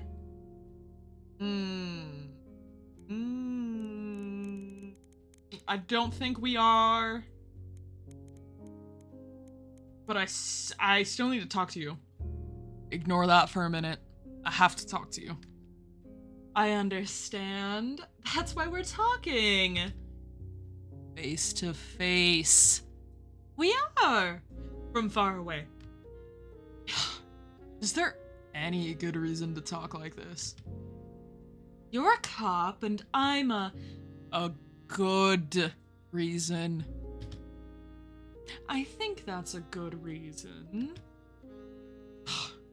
You're wasting magic just so we can talk. It's worth it to talk to you. Oh! Stop! Oh my god. I want to hit him so bad. But even if Zeno was in front of him, he shouldn't do that. All the other reasons aside, Zeno isn't exactly sturdy. It would have to be more of an affectionate pat. What kind of stupid thing do I have to say to lure him down? Even if we have to be apart, we should work on overcoming obstacles and, Okay, no, enough. Zeno! Yes? Get your ass down here, or I'm coming up. Zeno claps his hands together. A small, colorful dust cloud appears, likely remnants of whatever he last worked on. You would come all the way up here just to have a chat with me? Oh, we're like Sherlock and Lupin. True freedom lies in breaking the chains of societal expectations. We are two people who can't be together, can't be apart. We don't care what the world thinks. What the fuck are you saying? I need a damn beer. If you make me climb up to you, I'm going to break one of your bones for every second you've wasted. Up on the roof, Zeno cocks his head. You're so serious today. He gets up and steps off the edge without a second thought. Whoa. That's kind of awful. Whoa! That's kind of awful. Okay. Zeno's body appears from above, hanging upside down, bouncing slightly as he stops right in front of Dante. It's a wizard. Hey, look! I've been getting the hang of a new trick. It takes some practice and all the blood rushes to your head, but it works. Ugh. Without comment, Dante grabs Zeno by the waist and turns him around midair. Zeno squeaks like a toy, but doesn't struggle. Could snap him in half by accident. Finding himself the right way up again, the wizard stops hovering and places his feet on the ground. What's wrong? Usually you'd play along for a bit. He's kind of just almost eye level with Dante's chest. Just about. Maybe if he stood up straight, they'd be about the same height. But that's a good height difference. Not falling for the sad puppy facade. Not today. Not twice today, when Alice already got me earlier. I'm still working. I have to talk to you. No time for games. No time or energy. Zeno circles Dante once and makes a doubtful sound. You look more like you have too much energy. You could use some calming down. Want something? I've got stuff with me. Alright now. Alright. But if you change your mind, I've got a personal stash. I'll give you only the best. Just give me just a shout in the street or something. I'll find you. Probably. Sit on the rooftop and howl? You're a werewolf, aren't you? I'm sure you howl very nicely. We'll remember to call you by howling in the future. But about the thing I'm here for. I'm all ears. Actually, I'm working on a spell that gives you a flying ear. Not an actual ear, I think, but you can make it fly around you and hear what it hears. It's failing so far, but it's going to be fun. Zeno, concentrate. Concentrating. Listening. You don't know anything about a new substance that makes people abnormally aggressive? The majority of drugs in the area, at least for the supernatural, were created by Zeno. Other creators have little space to compete, and those that do are carefully selected and only make specific products. The cartel controls the whole system to its own benefit. Fewer issues, more happy customers. Zeno's expression turns blank. New drug. Anything you made or were involved in recently? Or any new substance from anyone else?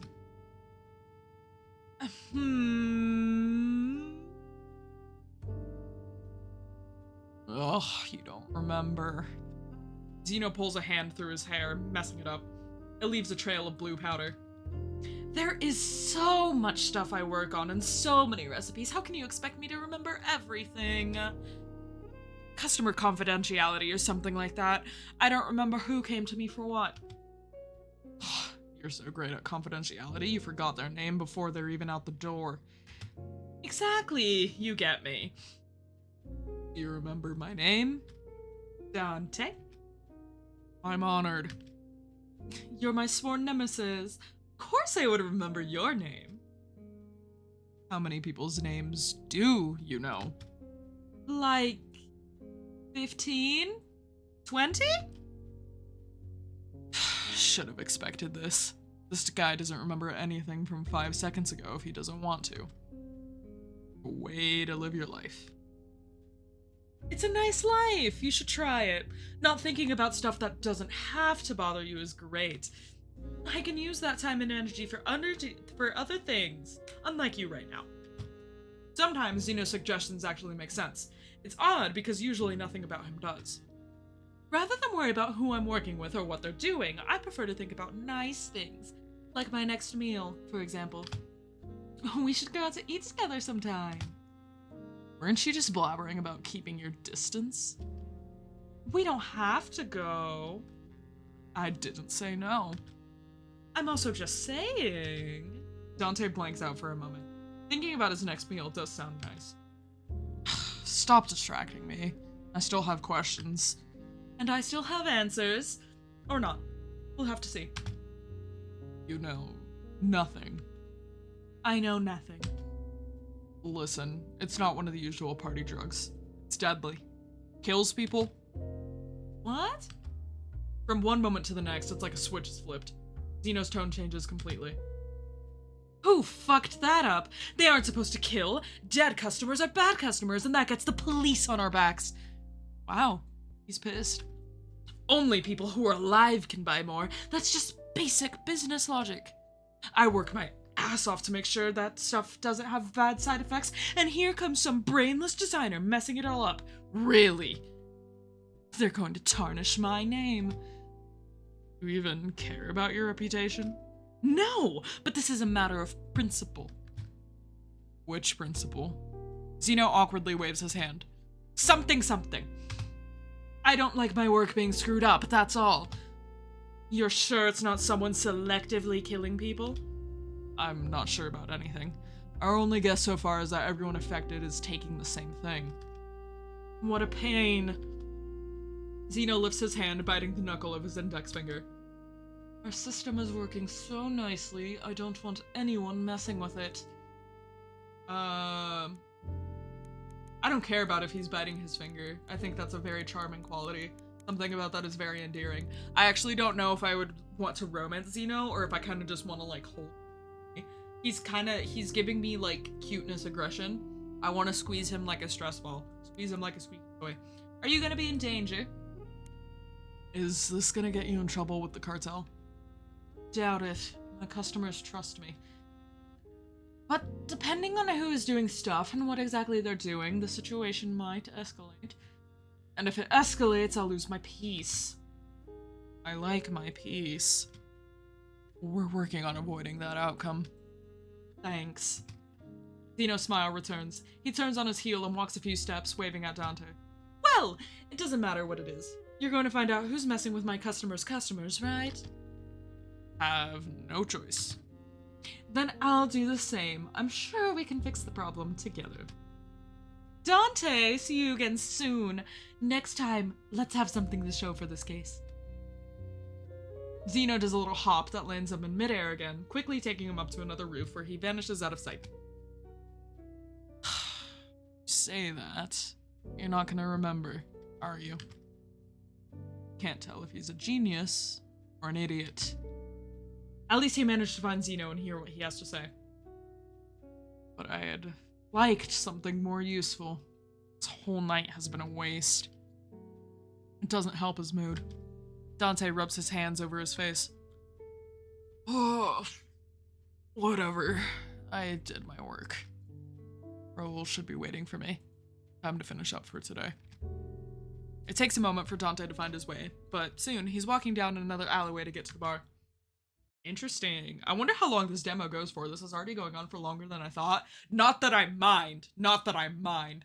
I'm loving this. I'm just like, this is taking more time than I originally set aside for this. Hello? With the night ending, people are starting to return home, if they have one. Tired yawns, drunk ramblings, and happy hollering can be heard, though Dante takes the quieter streets on purpose to avoid them. It always helps, but only so much. Even the back alleys have other people in them. Dante quickens his pace, listening despite himself for any surly remarks or angry slurred muttering. He'd never been the type to ignore rowdy drunks. They didn't ignore him, either, which had been a blessing, at least until Orion got gone. It wasn't really losing control if some idiot on the streets swung at him first. The fights were an easy way to burn off his restlessness, but when he first started working as a cop, Orion had hardly left bed at night. He used to drag Dante away from busier streets, repeating over and over, like a broken record, very annoying one, for Dante to just ignore them. And he's right. Drunks don't make for challenging fights anyway. They're a waste of his time. He's good at it by now. Ignoring them, not jumping at every chance. That doesn't mean he doesn't want to fight. Damn vampire. I should see if he'll fight me again soon. Orion is not to be underestimated as an enemy, which is why Dante has been trying to rile him up since day one. He's only managed to bait him once by bringing up Alice. Dante hadn't liked what happened after that. But the end result was positive. Orion had agreed he needed an outlet, so they'd started sparring here and there. Not half as often as Dante would like, better than nothing. I'm going insane. Everything tonight is just messing with me on purpose. Fucking work, fucking case no one cares about except for Orion and some higher-ups I've never even seen before. It's right when he has that thought that someone stumbles into Dante's path. Watch where you're fucking walking. Dante flares up. The alcohol stench coming off the man is so bad it itches his nose. The man jolts, swaying from left to right. He's muttering something under his breath, but as he raises his head, the murmur quickly grows louder. It's incomprehensible nonsense. Half syllables that are connected in no particular order, more sounds than words. They tumble over each other as the man's face distorts, veins bulging out and eyes wide open. Oh shit! Oh, we got a lead, but not in the way that we thought we would, huh? He screams, a bestial cry as he raises a fist, swinging towards Dante wildly. Welp! Bastard, you picking a fight? Right now? Dante, can you please open your eyes? Open your eyes really quick. The case that you've been trying to solve, it's right in front of your eye. Dante. Dante.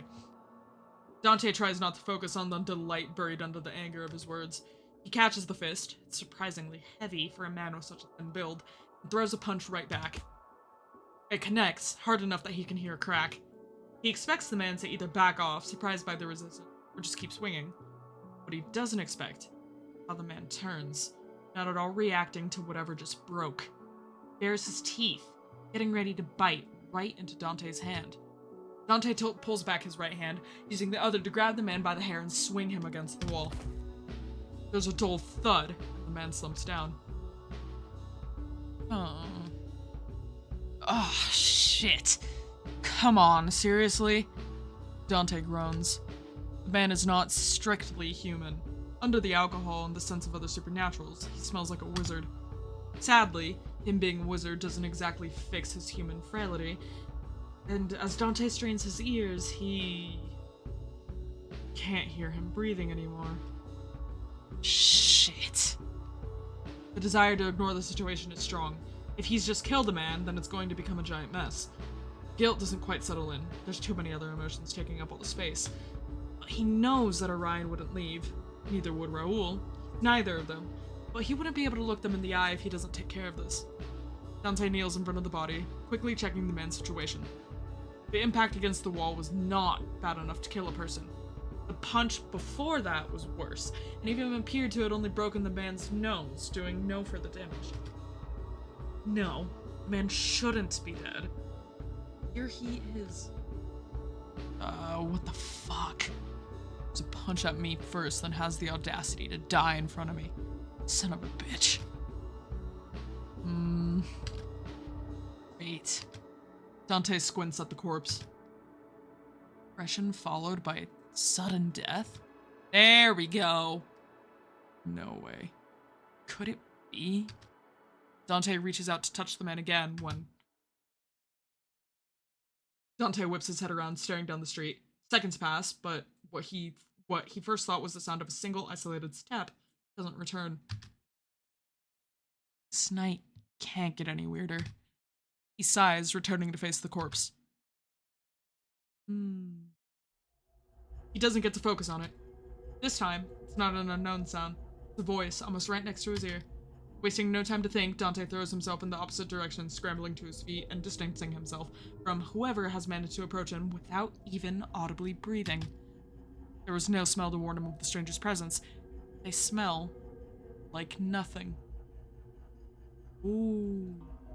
Oh! Oh, I like whoever this is. They're just suddenly there, looking at the dead person, then turning their attention towards Dante. He knows the stranger is looking at him without seeing their eyes. Ice sweeps through his veins, an almost physical sensation as it steals his breath away. When the hooded figure straightens, their clothes rustle, but it's only the sound around them. This person is tall, wears some odd dress, oriental or whatever, hood over his head. Everyone who's seen him says the same thing. Scary, intimidating, made them freeze up and want to hide even when he was just passing by. Guy the club owner talked about. The man is as tall as described, and his clothes. The man is indeed as tall as described, and his clothes indeed just as odd. Considering the circumstances, he's definitely someone that needs to be interrogated. But terrifying. He's terrifying. Al's description sounded like an exaggeration. Unexpectedly, he was right. The sheer presence of the man makes even Dante want to hide away. But at the same time, how fascinating. I've never met anyone like this. He doesn't like to bow down, not even when he's as intimidated as he is right now. The different sides of him pull in opposite directions, ultimately rendering him completely motionless. Fight. Until the hierarchy is established, there is no surrender. A hellhound does not lower their head, does not earn their submission. Submit, because the fight is not necessary. This person, being, creature, is far above him. It is stupid to not understand this, and accepting another's strength is not shameful. His human side, quiet till now, chimes in. When you see someone scary, isn't it better to run? Ooh! Based on your color palette, you look like the one that I think would be my favorite, but I don't think you're the same person. What do you know about this one's state? The hooded man talks, interrupting his thoughts. His voice sends shivers right down Dante's spine. It's not a request, it's an order. Has to answer. He doesn't try to fight this, at least. There's no reason to. Is Dante's hair standing up on end? Or has it always been that messy and I just haven't noticed? I don't know them. Dante's voice is shaking. He swallows heavily and puts a hand on his throat, forcing himself to calm down. He will not stutter from fear like a helpless pup. But they might be one of the several deaths caused by the same thing. Man hums. After a moment of contemplation, he moves closer. The closer he gets, the more Dante wants to leave. What is he? Never met anyone or anything like this before. What is he? What is he doing here? The man towers over Dante when they stand in front of each other. There's a pair of eyes shining under the hood, staring right into him. Caused by what? At this point, it's getting harder to breathe. Dante's instinct is screaming, run away or lower your head. Just stop looking. Stop risking his anger. Stop risking your life. I'm not going to run away. Fear is choking his throat, but Dante doesn't move his eyes away out of sheer stubbornness. He has run away too often. He has had enough of it, even in the face of potential death. You're not running away. The eyes under the hood narrow. Dangerous. Stay, he's not threatening you. Run, you'll die. I'm gonna save just in case I do die. Awesome. But I'm gonna stay because it doesn't seem like he's threatening me. The thought is like a hand on his shoulder, steadying him. Dante forces himself to assess the situation as objectively as possible. The stranger isn't threatening him, not at all. Neither his aura nor what's visible of his facial expression is an act of deliberate intimidation. The stranger is terrifying to stand across from, but he's not made any move to attack. This is his natural aura pushing others down, not a conscious act. He's just asking questions. A prey that runs, it's hunted. Stand your ground. Don't give in. It's hard to hold eye contact with the man, but the longer Dante does, the more fascinating his eyes get. He's old. Very old. His eyes are not a lake, they're an ocean. Calm right now, but the waves can build up high. There's no desire inside them. No threat. All the man is doing is looking down at a curious thing he encountered, giving it his attention for a few mere seconds. Breathless seconds pass. Then the man leans back again. The pressure vanishes enough for Dante to... Little things like you usually run away when I get close. You're not. How quirky. Who are you calling quirky? Continue on with your night, young hellhound. Don't forget to breathe. Oh, he knew! With that, the hooded man's attention span appears emptied. His head turns up to the sky, pausing for a second. Then he walks off, odd clothes rustling softly with every step. He knew. He could tell. Oh. By the time Dante manages to snap out of it, he's gone. Who was that? Someone like him would stand out everywhere. How's the whole city not talking about him yet? Not to mention, he knew what I was. It's impossible to tell the difference between a werewolf and a hellhound by sense alone. Did my reaction give it away? What else? When the fear is gone, there's nothing but awe left. The man is someone even the most powerful supernaturals in North Haven would bow to. That enough is almost pleasing. Power struggles are common with supernatural communities. There's always someone planning to overthrow the current boss. That man stepped in. Dante can't imagine much that would stand in his way. Be a desirable leader, but you won't change.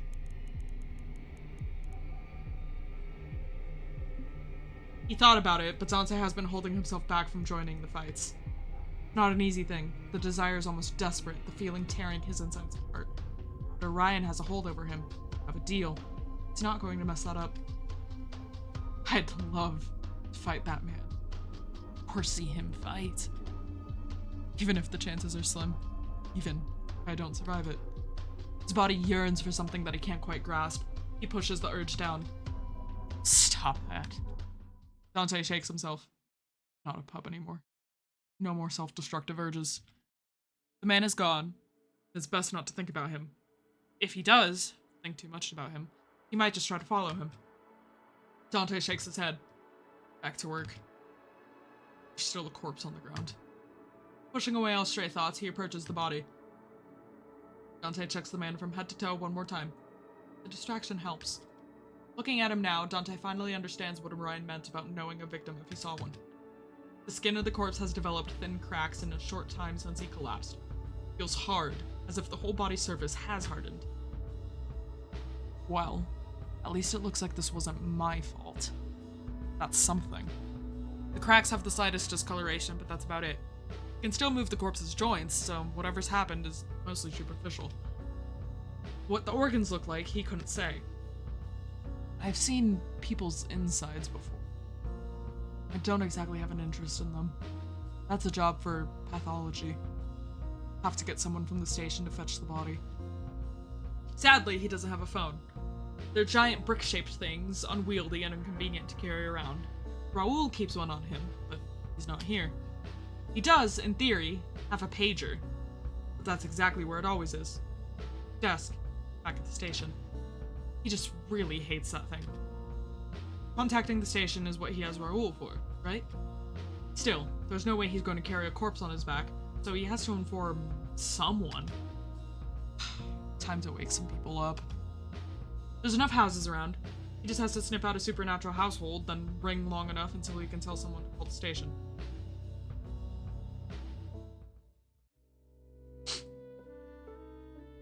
No annoyance can fight against the power of a police badge. Poor couple Dante woke up wasn't happy, but neither was he, so they made the phone call obediently enough. Having gotten confirmation that someone was coming, Dante decided that his day was over. The couple will make sure that no one steals the corpse. The bar is still open. When Dante enters, there's a handful of people sitting here and there. The Golden Cat is his favorite bar. It's a cozy place frequented by both supernaturals and people to know, which is perfect for enjoying a beer after a long day, or a night off work. A bit farther inside, Raoul is already waiting for him, sitting with two people Dante recognizes. It's good that he had company while he's waiting. Halfway decent company, even. Ooh, I'm curious to see who it is that Dante actually tolerates the prison of. You consider Edgar good company for Raoul. They're both decent people with morals and all that. Oh, Cersei! Cersei, probably not so much. The bar isn't that big, so they notice him the moment he enters. Dante feels Cersei's eyes on him and involuntarily rubs over his arm. Hairs are standing up. His hair was standing up on end. Smoothed out. It's messy, but it's not as spiky as it was. Ooh, good touch. I like that. He takes a breath to calm himself. Nothing happened. Dante stops at the bar to order a drink first. You can hear Cersei talking about him. Is he avoiding us? I think he can hear you. Yes, that was the point. Ooh! What a pretty CG! Ooh! Ooh! So pretty. Quite like this. Again, the use of colors is really nice, because even though he's still got his signature reds and blues, it's still very like yellow-green. He ignores her for now, reaching to pet the cat sitting on the counter.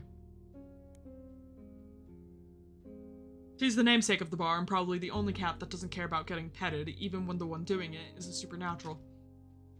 Sina purrs as he strokes her fur, leaning into the touch. She's warm, small, weak. Complete opposite of man just now. A rough tongue licks the tip of his finger. Sina experimentally gives it a bite to see if it's not something edible, and turns away in distaste when it's not. Old kitty. Not even worried I might hurt you. Yeah. He scratches her ear, but in a classic cat-like manner. The animal suddenly decides she's had enough and jumps off the counter. As she vanishes somewhere underneath the table, the bartender returns. Here's your beer. Thanks. Beer in hand, Dante finally joins the group waiting for him. He takes the seat next to Raoul, pretending he doesn't notice Cersei's unblinking stare. Woo! Woo!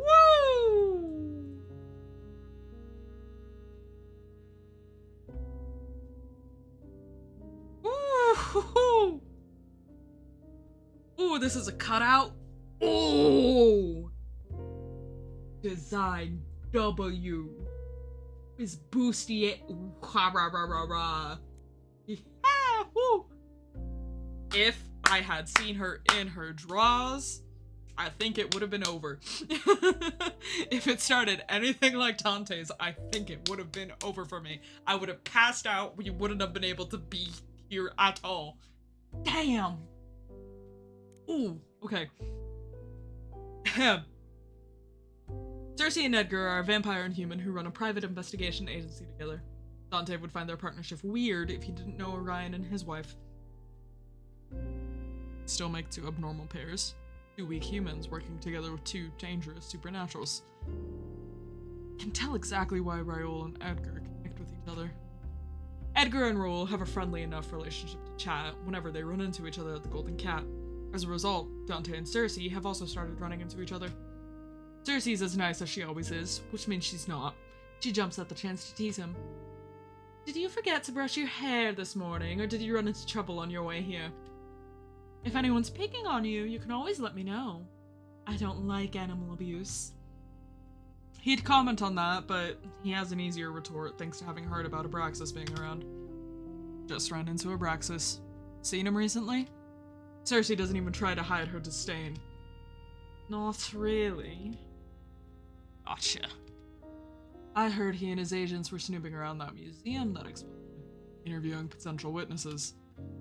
Guess they'll be wandering all around the city till that's sorted, keeping an eye on things.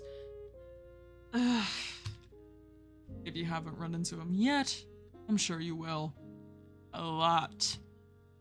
Having gotten the reaction he wanted from her, Dante's focus shifts to what she might actually know. There's always something interesting happening when the SSF gets involved. The SSF, or Supernatural Secrecy Force, is not like the police. It's an international security intelligence agency tasked with ensuring that the existence of supernaturals doesn't come to light. Abraxas is the captain of the SSF's North Haven branch. Dante doesn't care too much about them. They don't get involved with the police unless there's a problem, so they've never bothered him. Even when Abraxas does visit the station, it's got nothing to do with Dante. But that doesn't mean he doesn't find their work interesting. It's entertainment, at least. Heard anything about that, though? Cersei just shrugs. Her disinterest would be believable if she didn't rattle off the next couple of sentences so quickly, making it obvious she's trying to change the subject. Not sure what you're asking me for. I haven't gotten a clue what they're up to, and speaking from experience, if it stays that way. Actually, why do you even care? Aren't the SSF and police supposed to stay out of each other's business as much as they can? Unless it's related to whatever the two of you are working on. Raoul wouldn't tell us anything, but maybe you will. Raoul takes a sip of his beer, the same way that he sips from his coffee when Dante is talking nonsense. You didn't give me the chance to say anything. As if you would have told me the truth if I did. Cersei stares Dante down. He holds back the urge to comment that if she had shared a story of her own, he'd be more inclined to talk. Well? You ask so nicely. No. You suck. I don't. It's your job. Next to them, Edgar fidgets nervously, then interrupts them carefully. Okay, well, you two look busy, and we're in desperate need of a drink. We'll leave you to it. But, come on, Cersei, you've bothered them enough for tonight. How dare you? I'm perfectly lovely and pleasant to be around. Raoul offers a wave, looking faintly relieved when Edgar gets off. Good to see you, Edgar. Yeah, cheers. Cersei allows herself to get dragged away into another corner of the bar. Both Dante and Raoul watch them for a moment until Raoul glances at him. Can she hear us from over there? Dante shrugs, making himself comfortable in his seat. I feel like a Victorian man seeing ankles. Jesus. This close? Yes, but she's not that curious about it. Especially not when she's already distracted, talking to Edgar and the bartender. If you say so. Before we get into what happened, you ran into Abraxas? No, just wanted to mess with her. But they did mention the SSF at Mirage, so... It's better if he's not on this case. Now, give me a summary of what happened. Found Zeno. Says he doesn't remember anything useful. I also ran into the hooded figure Al mentioned, who might actually be involved. And I found corpse, so I woke up some random people to call the station. Raoul stares at Dante for a solid 10 seconds. Dante stares back, silent. You know what? I take it back. Every single thing you remember happening. In order. You serious? I didn't think your summary would be that bad. Maybe your instructions just suck. It was a summary. It was concise. Could you just be helpful for once? I'd like to finish up for tonight. So would I. Long version then. Yay, time skip. Okay. I was like, I just played through it. Please don't give me a longer-winded summary. Partway through his retelling, Raoul starts to frown. Now he's tapping the table, eyes closed in thought. Dante waits, letting him sort out whatever's going on in his head. I get another drink while he's thinking. Oh, done. Before we talk more about this, I have 2 questions for you. So many questions today. That is, sadly, part of our job. Number 1. Putting aside whether Zeno is actually involved in Putting aside whether Zeno is actually involved and putting aside whatever relationship the two of you have, do you believe him when he says he doesn't remember anything about a new drug? Yeah, I do. He doesn't seem like the type who, especially with his reaction to when we mentioned that they were killing people, it doesn't seem like he wouldn't know about it. He wouldn't lie about knowing about it. He looked honestly confused. He looked honestly confused when he said he didn't recall hearing about it, and upset when he heard that people were dying. From what I know of him, he does forget things easily. First 3 times we met, he couldn't even remember my face. But I don't think he would have lied if he did remember. It wouldn't be to his advantage to admit it. Thing is, he doesn't care about advantages and disadvantages. Zeno's been prattling about all kinds of illegal stuff to me ever since we met. He doesn't think it's an issue. Raoul nods. Second question. What? Accepting my word without complaining?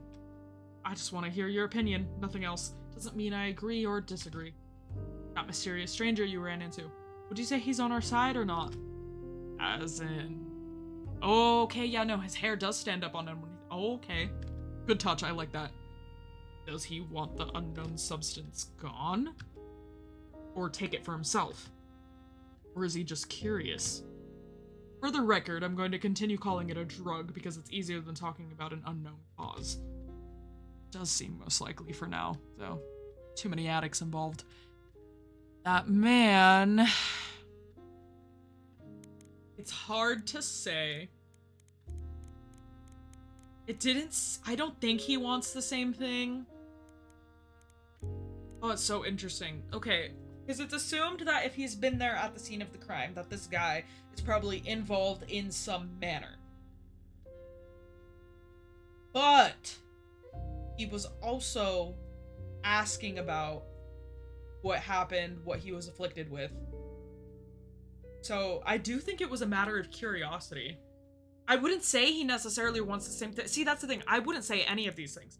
I don't think that he wants the same thing. I don't think he's necessarily trying to go against us, but I wouldn't... Well, yeah, he might straight up just not be involved. That's... He might just be curious. I'm gonna go with that. That feels right. I have my doubts that he's related to this in any way. I know you didn't mean it seriously, but I do think he could be checking out of curiosity. Is that something you supernaturals do? Poke your nose into dangerous stuff for fun? The long-lived ones? Yes. The longer you live and the more power you have, the easier you get bored. Could be fair to assume he wanted a distraction from his daily life. I didn't meet him. Oh.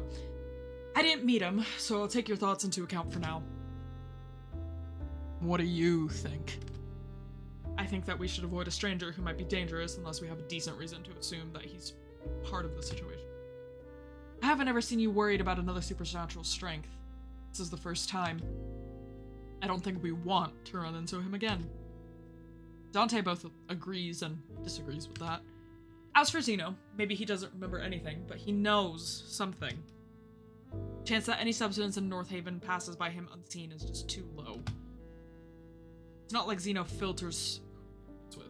If you've got money and time, he will take the job. I'd start by tracking down more dealers. If it is a drug, someone has to be selling it. Don't I get a say in this? We do. I've said what I would do. What about you? How do you think we should approach this? I don't know.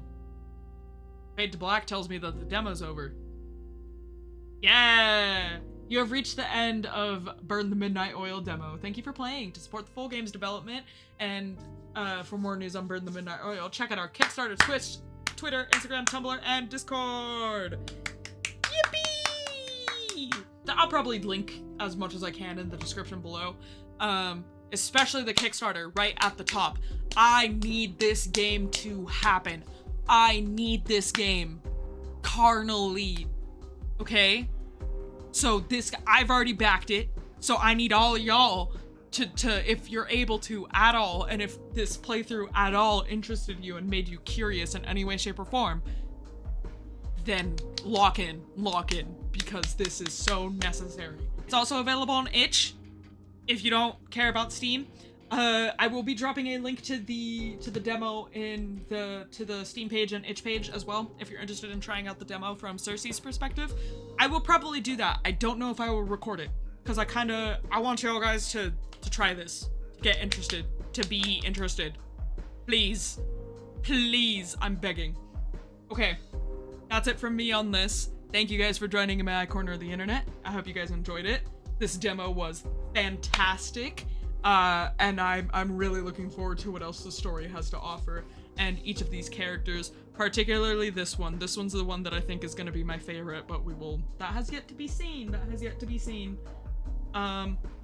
Alrighty, that's enough yapping from me, because I think I've done enough of that. So, I will see you all in the next one. Bye-bye!